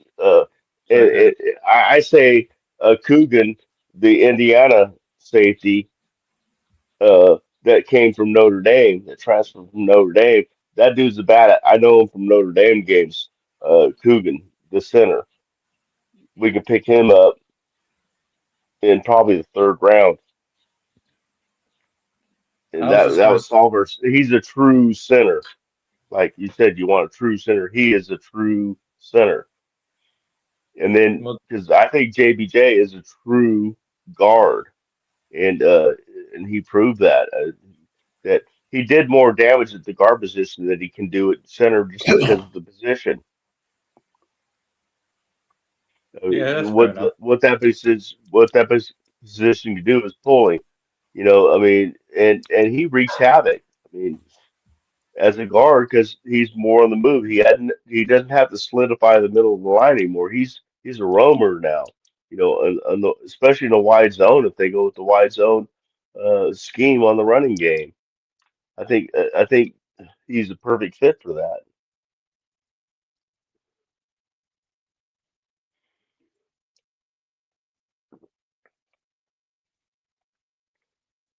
Just my opinion, for what it's worth. Yeah, that's fact. The other thing I was going to say, if you're looking at another center in free agency, is there's also Connor McGovern. He played for Dallas for a while. He used to play for Dallas, but now he's in Buffalo. He just played for Buffalo. Okay. So he's on Buffalo right now, but he's a free agent. Yeah, he's a free agent now. Because Fucking he Buffalo had a played. hell of an offensive line. I wouldn't be mad at Yeah. that either. He's always been pretty good. He was pretty good in Dallas, and then he went to Buffalo. I think from Dallas to Buffalo, if I remember rightly. He's always been a pretty dominant center in the NFL. He's another option I wouldn't mind. He's a bit older than Lindenbaum. He's like 28, but he's still not like heaps old. 28 is still not old for an offensive lineman. Yeah, that's what I'm saying. Like offensive line can play up to like 35 or 34. Right. So, which amazes me. yeah, especially how big they are. Like they can still play at that age. But yeah, They're that big. They're constantly banging helmets every play. And offensive linemen never come out of the game unless they're hurt or they suck. I mean, it's not like defensive linemen. At least they get breaks and shit. On offensive linemen. So I mean, it just amazes me that they have one of the longest careers in the NFL besides punters and shit. Is the offensive line. It just amazes me. How? facts. Yeah, so that's another guy I wouldn't mind. Like, if you're going to keep JPJ at guard, then I'll put JPJ left guard, put fucking Connor McGovern at center, and then put Lucky Tassi at right guard. Would be nice if he develops. Or Caleb Rogers for now. Yeah, for now. Mm-hmm. That's what I was kind of saying. Though you have more options because you can put Caleb Rogers and Tassi on the field if you put JPJ at center. That's what I was trying to get at. You kind of have more options. That's a good point. I understand your point. That's a good point. Yeah, because I do agree. He played really good at left guard. I do agree with that, and that's kind of where fucking Richie was good at too, left guard. And he played good at right guard as well. JPJ did. But, yeah, kind of like Richie. He could play either side, but I think his best side was left. I mean, there's a reason they pay more to guards than they do centers on the old line. That's facts.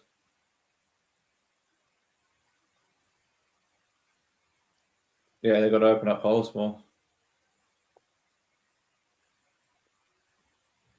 Because I mean, if we can have two really aggressive, like guards, and then have aggressive center as well, that's going to make a really mean middle offensive player. Oh, like the old days. Yeah. Like the mid '80s and stuff. That open offensive line. I mean, are you freaking kidding me? Then all we need at that point is someone like what was his name, Bob Brown at right tackle, someone like that. Well, that's the thing. Yeah, that's the right tackle is Glaze. That's the question mark right now. Well, there's a lot of question marks, no doubt about it. But I mean, oh, go ahead. I'm sorry. Oh, that's all right. I was just going to say, if we catch Miller, so that's your left tackle, then we had, then say just for argument's sake, we had, what's his name? We had Lucky Tassi at left guard, then we had JPJ at center and fucking Caleb at right guard. So that's those four. Then you're just thinking about the right tackle. I want is someone that's big and mean. Yeah. You know what I mean? I mean, as a temporary fix, like temporary, just because of the age, like the dude's 33, so he's still not too old to play, but he's up there. Is that Rob Havenston from the Rams? He's been in the league for a while. He's been pretty good. He's a pretty good right tackle. Like he's been pretty good for a while. Like pretty solid. I just think I know I'm not alone. I didn't come up with this idea or anything. I just think Glaze would be better as a guard. I agree with that. He could also be a swing player. I'd keep him as a swing, like like a swing player, like the guy that can swing. What do you mean a swing player? So if someone goes down, he can pretty much play guard or tackle. Oh, okay, backup. Yeah, like a backup swing kind of guy that can swing between positions. I was hoping you weren't one of those people that goes, we could rotate him in on the offensive line. Like, are you kidding me? rotating people on the offensive line. The only time I people rotate actually him, say that. People actually say no, that. fuck no. You blows need your me starting away. five. You need your starting five. The only guy that should be swinging like that is if you're making a fucking tackle, you're eligible fucking tight end. You know Yeah, what I mean? exactly. Stuff like that. Yeah. Yeah. Putting a 6 offensive linemen in, Yeah, exactly. the jumbo package. Jumbo Yeah. package, exactly. So you could put Exactly. Glaze for that as well. Is the jumbo packages. Yeah. But Yeah, I don't get people that say that. Yeah, oh no, you can just rotate these offensive linemen in. Are you kidding? But yeah, looking at who's available, there's only 2 right tackles off the top, like that I can think of that I wouldn't mind getting in free agency, which is Braden Smith from the Colts. He's a bit younger, he's like 29, or Rob Havenston from the Rams. He's like Braden Smith's 7 years in the league, and Havenston's like 10 years in the league. So that's like your veteran right tackle. And then you probably draft someone that you're going to bring up behind them at the right tackle. If you don't think Blaze is going to develop into that guy, which I don't think he is. That'll be my top choices in free agency: Rob Havenston or Braden Smith for right tackle. But then again, it also depends on the development of like guys like Tassie and that, and he might still be another year or so away. So, but then again, you can always, like I said, you can also get a Connor McGovern at center and then put JPJ at guard, like you were saying, and put Caleb at right guard if that's the case. If you still want to let Tassie develop another year. What happened to Dustin? He's not talking. I think he's reading something. But yeah, I was going to say, like, if you're not happy with Tassie's development yet, like you think he's not ready, you could also go Connor McGovern at center, Havenston at right tackle, Caleb Rogers at right guard, and fucking JPJ at left guard, and Miller at left tackle. And we have plenty of money to do that. That's why I keep saying, like, we need 2 veteran offensive linemen, most likely. Unless Tassie or McClendon Curtis step up this year, we need 2 veteran offensive linemen, probably a right tackle and a guard, or a right tackle and a center, depending where you're going to play JPJ at.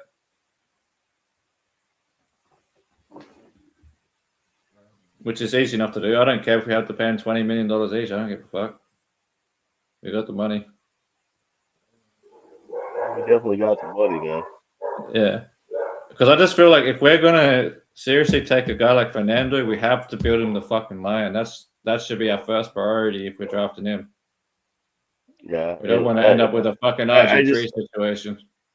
I just love how everybody's like saying, oh, well, you guys are crazy, because we have the opinion that trading back is better than getting Mendoza and these.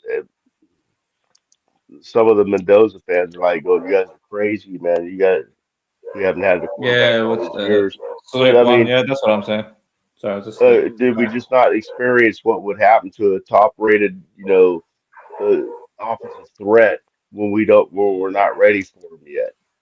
Yeah, exactly. Like, because it's not like it's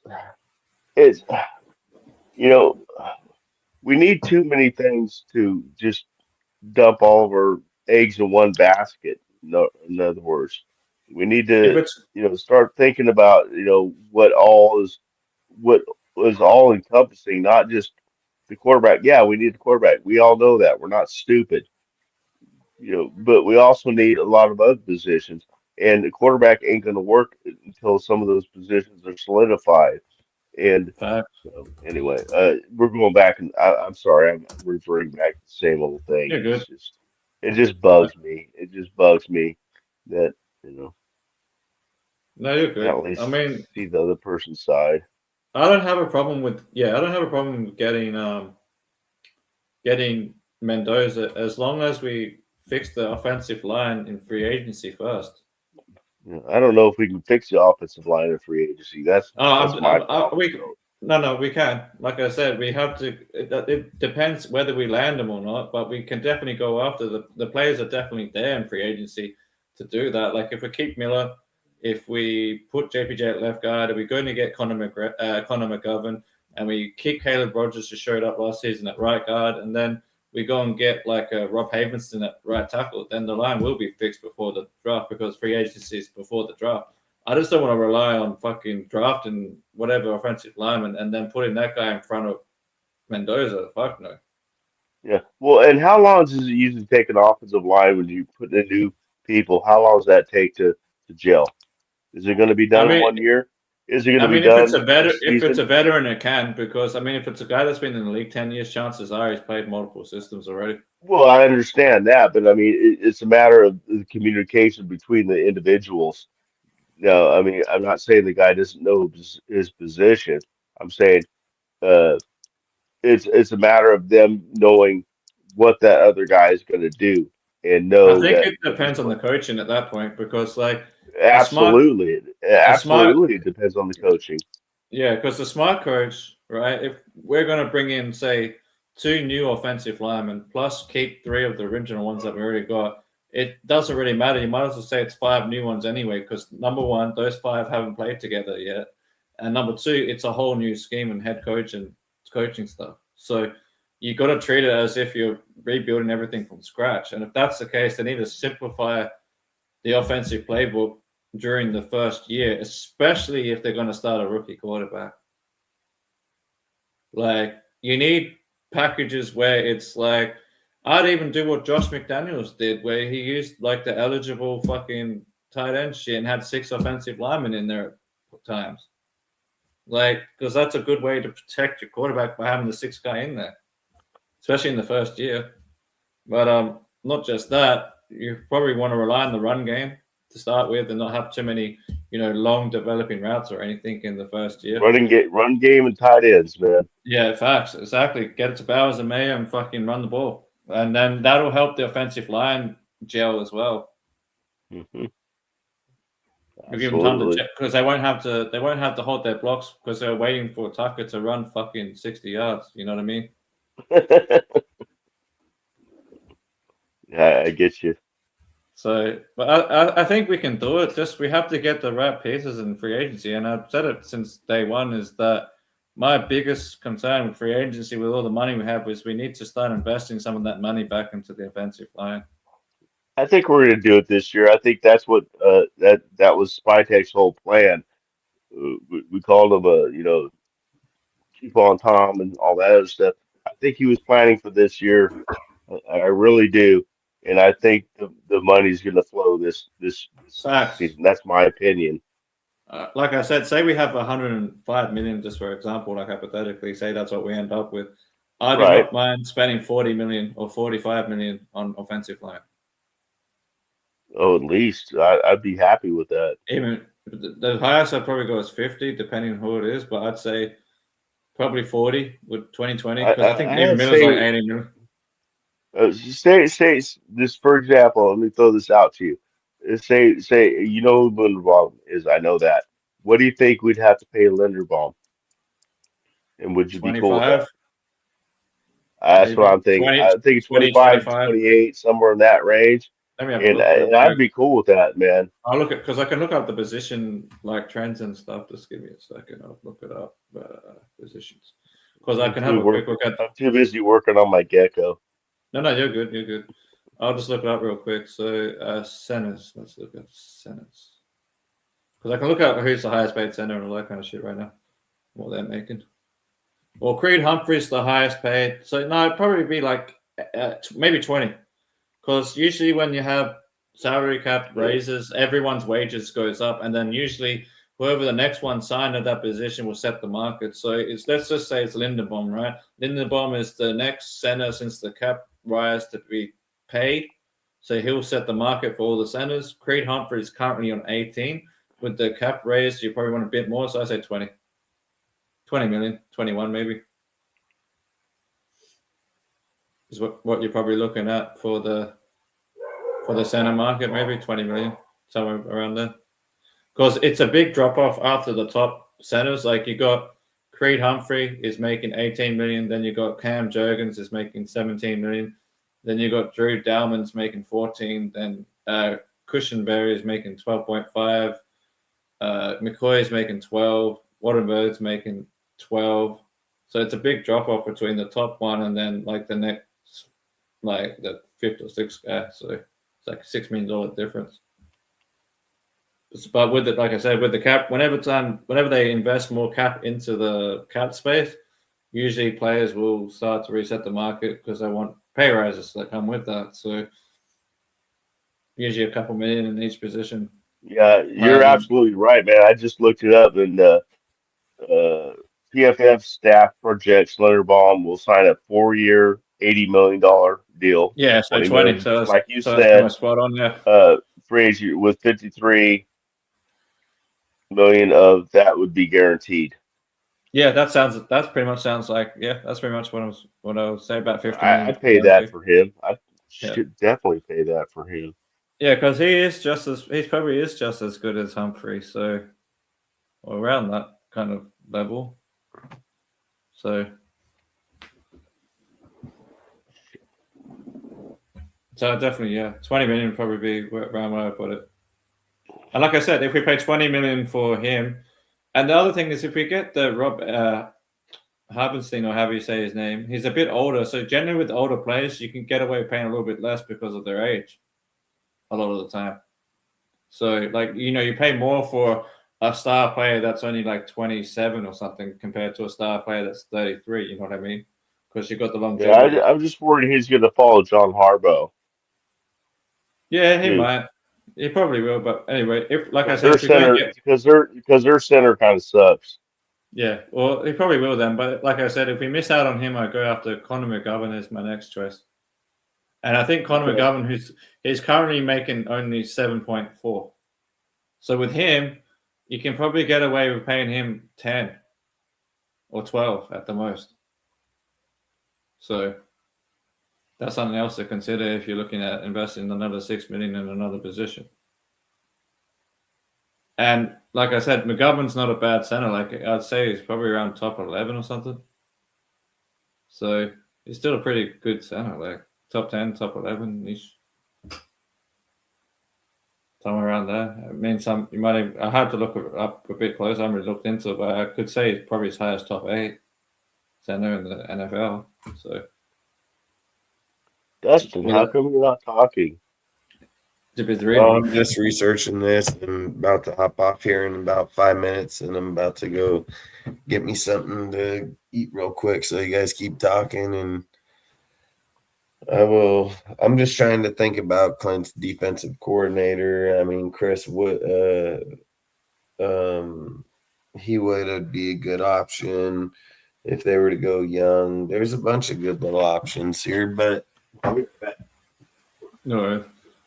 Yeah, ways doing that. So what I was saying is, say we just invest. If we invest between 35-40 million into the either the center or the guard, and then the right tackle, depending when you're playing JPJ. But for argument's sake, we'll say we're keeping JPJ at left guard. So we invest 35 to 40 million between center and right tackle.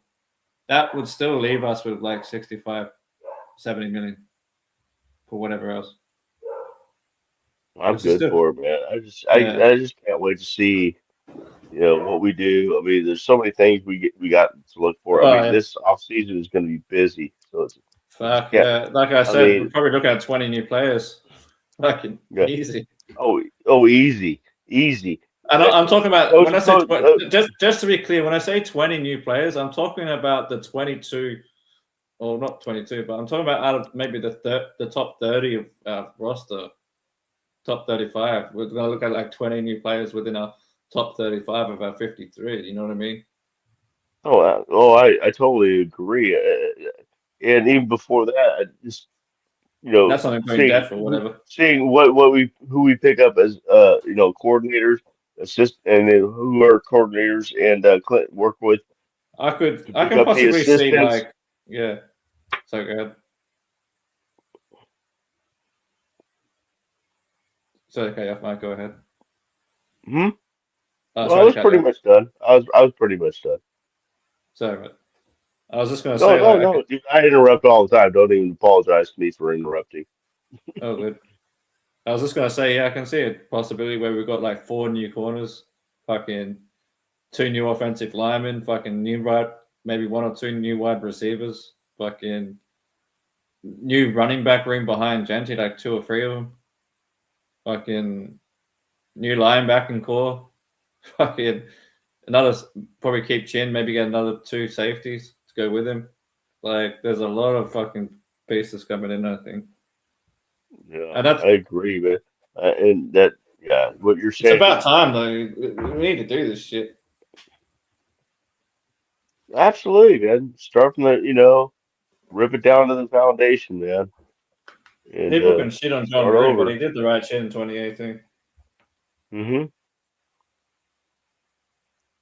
Did the same thing, just start over, Get your players, you get your coach. We're happy with our coach. Don't let your coach get his players. I mean, that's what Spytek said he was going to do. That's Let's facts. go. So prove it. Let's see. Yeah, Lindenbaum said that he was most likely going to the Giants with Harbaugh. Yeah, following Harbaugh. That's what I thought. Yeah, Yeah, kind of that's one of why. those things you kind of figure. Yeah, That's because why I yeah, say their my center top target is Connor sucks. McGovern. If we're talking center, I go. That's why my choice is Connor McGovern. It's more likely. We'll have to look into him. I just have to check if he fits Kubiak's system, but that's the one thing I'm not sure about. I think he does. I'll have to look into it. You might know, Dustin. Do you know whether Connor McGovern, he used to play for Dallas, then he plays for the Rams.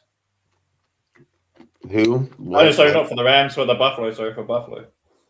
Connor McGovern, the center. If he would fit the Kubiak system. Because he's probably like top 8, top 11 center. He's on the free agent market. Who's the guy over in Seattle right now? The center? I have to look it up. Yeah, I'd have to look that one up, to be honest. I don't know if they're a free agent. I was just talking free agent. But Who is Seattle's center, and is he a free agent? can't see anything. I don't know the free agent market. But it's possible they could change when they change coordinators. That is possible. No, it's giving me freaking hockey shit. God damn it! I'll look it I up. give up. I'm not. I'll just look up Seattle's roster just a minute. Yeah, I can't. Me and technology don't get along.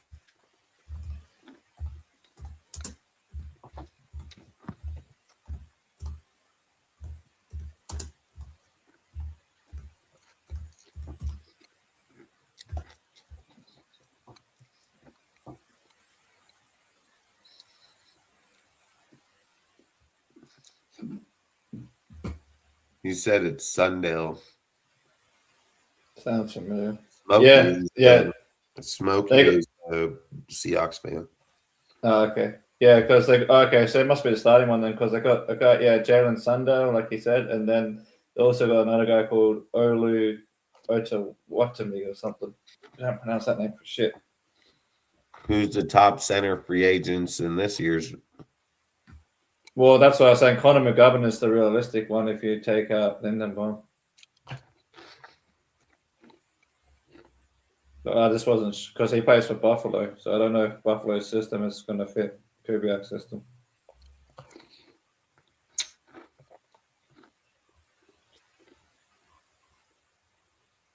You might remember him from Dallas, though. He used to play for Dallas. Think Clint would roll with Kappa there? I fucking hope not. But he might. I don't think he'd do it at center, maybe at guard, but I just hope. Luke, Kenneth, appreciate it, bro.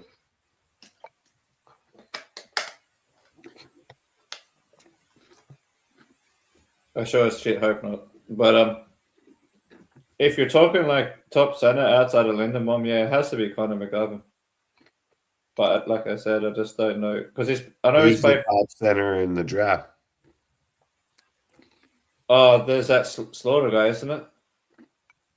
I'd say Jake Slaughter or something. Jack Slaughter, he's a badass. Yeah, Jack Slaughter. Yeah, he'd be the top center. We can probably get him. I think he's from Florida, isn't he? Yes. Yeah. Florida. Yeah, Gators. Yeah. Yeah. Yeah, we can probably get him in the second round, maybe.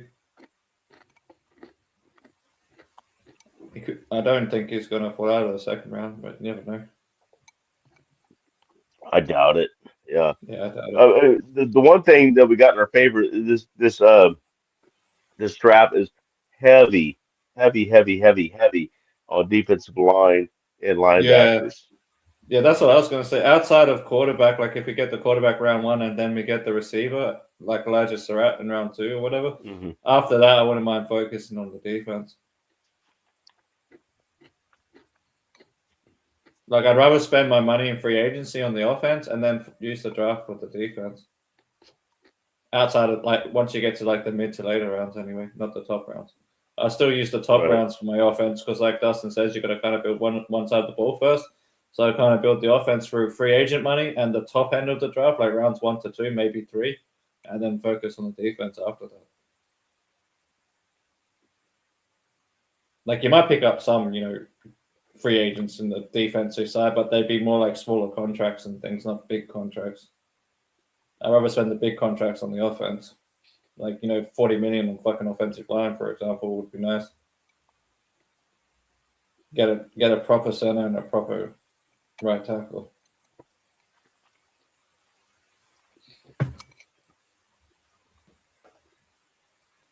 Or you could go guard if you put JPJ at guard. There's also fucking Kevin Zietler. But Zietler's getting up there in age, though. That is Gordon. That could be a possibility too. Getting Fernando center in the late rounds too. No, that's a possibility. It would make sense, especially if you're going to sit Fernando for a year and they can practice and develop together. That'd actually make a lot of sense. See, I wouldn't be mad at that. See, what I think would be a good option if you're doing that is get Connor McGovern on a 2 to 3 year deal. Sit Fernando in the center the first year at least. And then, develop the center with Fernando. You probably wouldn't even have to play the center until maybe year 2 or 3.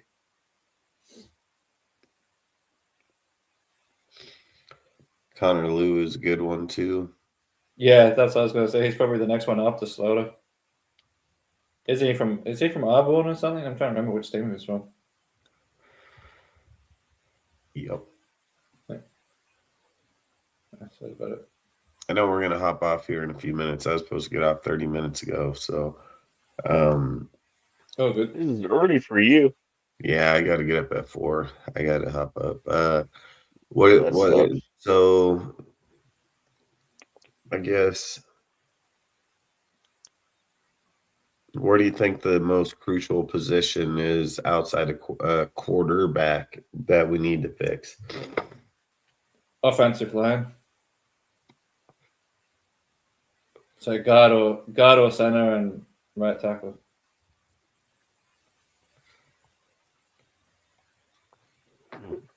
Well, can we say off? Is it just one single position? Yeah, or is it that's what I said. Yeah. As a group offensive line. I said individual, but hell, at that point, be like as individual, I would have to say as individual. Oh wow, Mark's thinking for a sec. As individual, I'll probably say center or guard because we need to fucking decide which position we're gonna keep fucking JPG at and fucking keep the motherfucker there, stop switching the motherfucker around, and then decide which one we're gonna invest in, whether it's center or guard. And also, if we do a center or guard, that means 4 of your 5 pieces are in place at that point. Then we can worry about the right tackle after. Because at least if you have the other 4 in place, like if you know your left side and your middle is good, then you can run to the left anyway and fucking whatever. And then I want to probably have a strong side. I I'm gonna probably go a won't different route. center too much because you can look at a lot of the top quarterbacks in the NFL. They don't have the top centers in the league. They have good centers, but I don't mean top centers. I just mean top competent center. fucking shit. I would say like probably wide receiver would have to be for me because even though you have Brock Bowers, once people can start double covering your only main receiver in your offense, I think it becomes – I think you need to – I would probably think wide receiver one for me if it was me.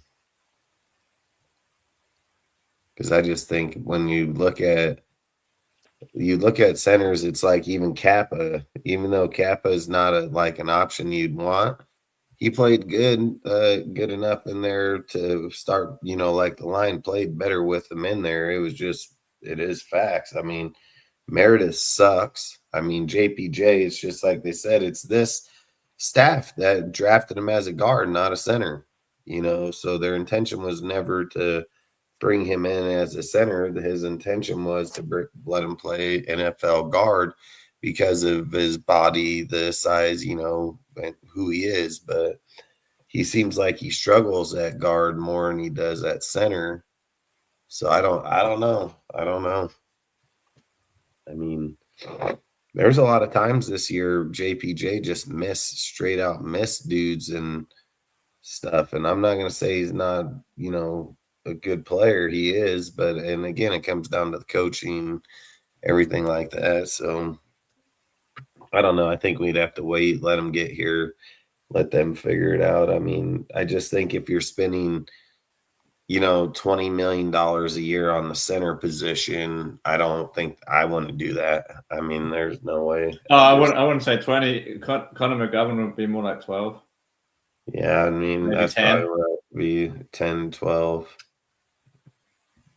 Lindenbaum would be like 20, but Conor McGovern would only be about 10 to 12. I mean, I think Rashid is like, what, 28, I think, 28? Yeah. So if you got Rashid as a free agent wide receiver, I mean, I wouldn't be mad at it either. How tall is he? 6 foot. Yeah, he plays good in Clint's offense, and he had issues over in the Saints, and he played under Clint, had a really good deal, and then he was traded over here to the Seahawks, and he played really good again. So yeah, that's the point. Yeah, okay, he's 6 foot 180. I mean, the only reason I'm asking that is because if he can play outside as well, and then I wouldn't mind it. Like if he can play the X spot. Yeah, I mean, I said that a while back too, Kenneth. I mean, Kubiak was ready to play with Geno. So when going to the Seahawks, that's why I've said don't be surprised if they keep Geno, because he was on his way there until the contract dispute came up of him getting paid, what he wanted.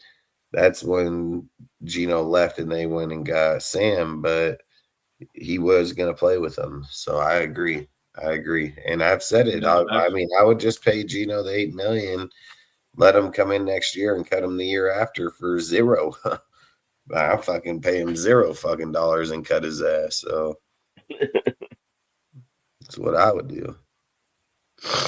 You're already paying him fucking $18 million. I mean, if we were only paying him like 7 and we're getting 8 back, I'd be like, all right. But when you're paying a dude $18 million, I mean, fuck, do you really need that $8 million? I mean, maybe, but I would wait it out a little bit and see.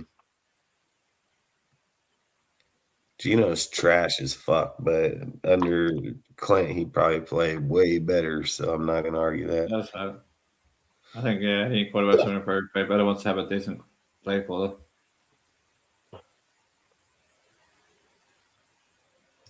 But long story short, man, we're going to have to say our byes right now because Mike, if you want to hop up real quick, we're going to bounce real quick. So okay, I got to hop off here. We'll probably go live tonight again when we get back. But long story short, man, I really do appreciate all you guys, man. Really do appreciate all the support, all the chat, all the conversations, and chat, dude. Really do appreciate everybody in there, man. You guys come up with some good conversations, good topics, good everything. So debates. Really do appreciate everybody here on the panel.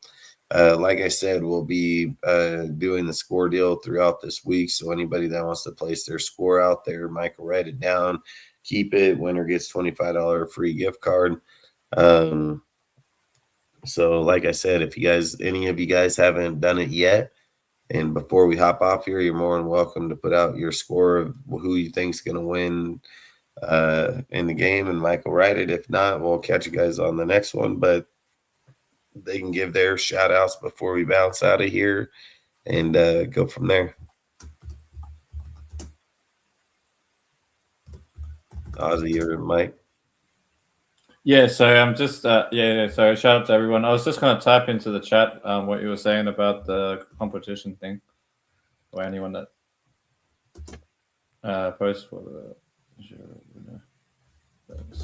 Sorry, one sec. Max, you'd want Gino or Colton to stay healthy for sure. Colton to stay healthy for sure on his contract, but the way he's been playing, he's been injured fucking the last few years. I mean, I damn near looked to trade him, but what is this? Juan put Seattle 31-21. Does that score up? Wait a minute. I don't see Juan. Oh, I see it now. Okay, hold on. 31-21 who? Seattle. 31-21 Seattle. 31. 31. 27. No. 30. 30.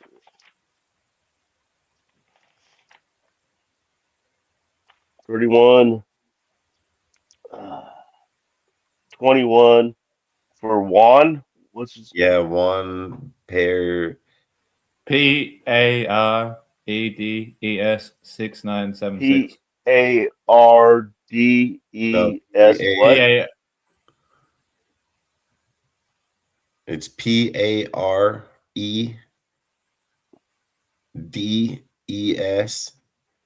Okay, got it.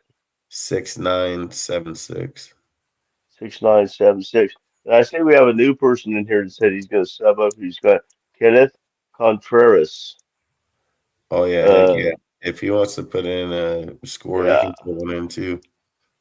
And that was Gordon Juan did say Seattle, because if he said Patriots, he wouldn't be able to get that one. So he said Seattle. I don't know if Gordon put one in. I don't know if Rick White has put one in.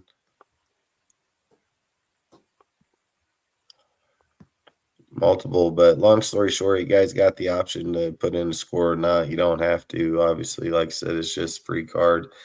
Outside of that, like I said, really do appreciate you guys popping up, dude. You guys, I mean, there's a lot of you guys out there still right now, over around 30 of you guys in there. I wish we didn't have to get off, but got to get up hella early at 4:30. So long story short, really do appreciate it. Really do appreciate all you guys. Like I said, we'll be back tomorrow talking about the same shit like we always do, Raiders football. So if you guys want to give a Kenneth 30. I got it. Give me a second. I'm writing it down now. Kenneth Contreras. Yep. CONTRERAS hyphen CT. What? Sorry, hyphen CT 7 double M. CT7 double M. N. Man, why do you have such a long name? N is Okay, 3116. Let me check. I don't think that's been picked. 3116. I'm pretty sure that has not been picked. Yeah, 31 Seattle. 3116. You're in, Kenneth. Smokey just put it up too. Smokey just put up 24-13 Seahawks. Okay, hold on.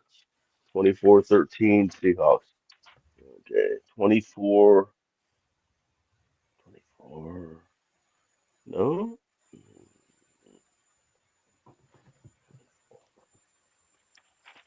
24-13 Seattle for Smokey Smokey Y8G. YAG. Eight is in the Oh, number. Y8G. Okay. Yeah, right, AJ, yeah. Yeah, there's a dash between both Y's though. Gordon picked Karras, I think. 23-20 New England. Okay, I got to put my glasses on. Okay. Gordon.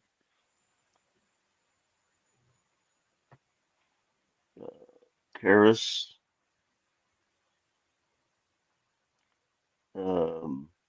4236. 4236. He said 23-20 New England. Let me check. Okay.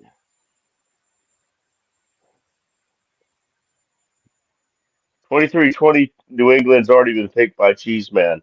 In fact, that's the only score that's ever been duplicated. So you can't pick 23-20. You got Put to 24. modify your score a little bit. Gordon, switch up your Or score. 21. Yeah, you can put 24-20 or 23-21. Mix it up however you want to. Just Yeah. you can't be 23-20. It's funny. That score has been picked 3 times now.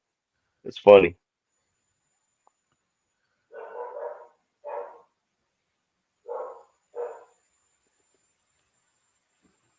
I'll give him a few minutes. More times than not, the stream is behind a few seconds per people watching it on the stream. Yeah.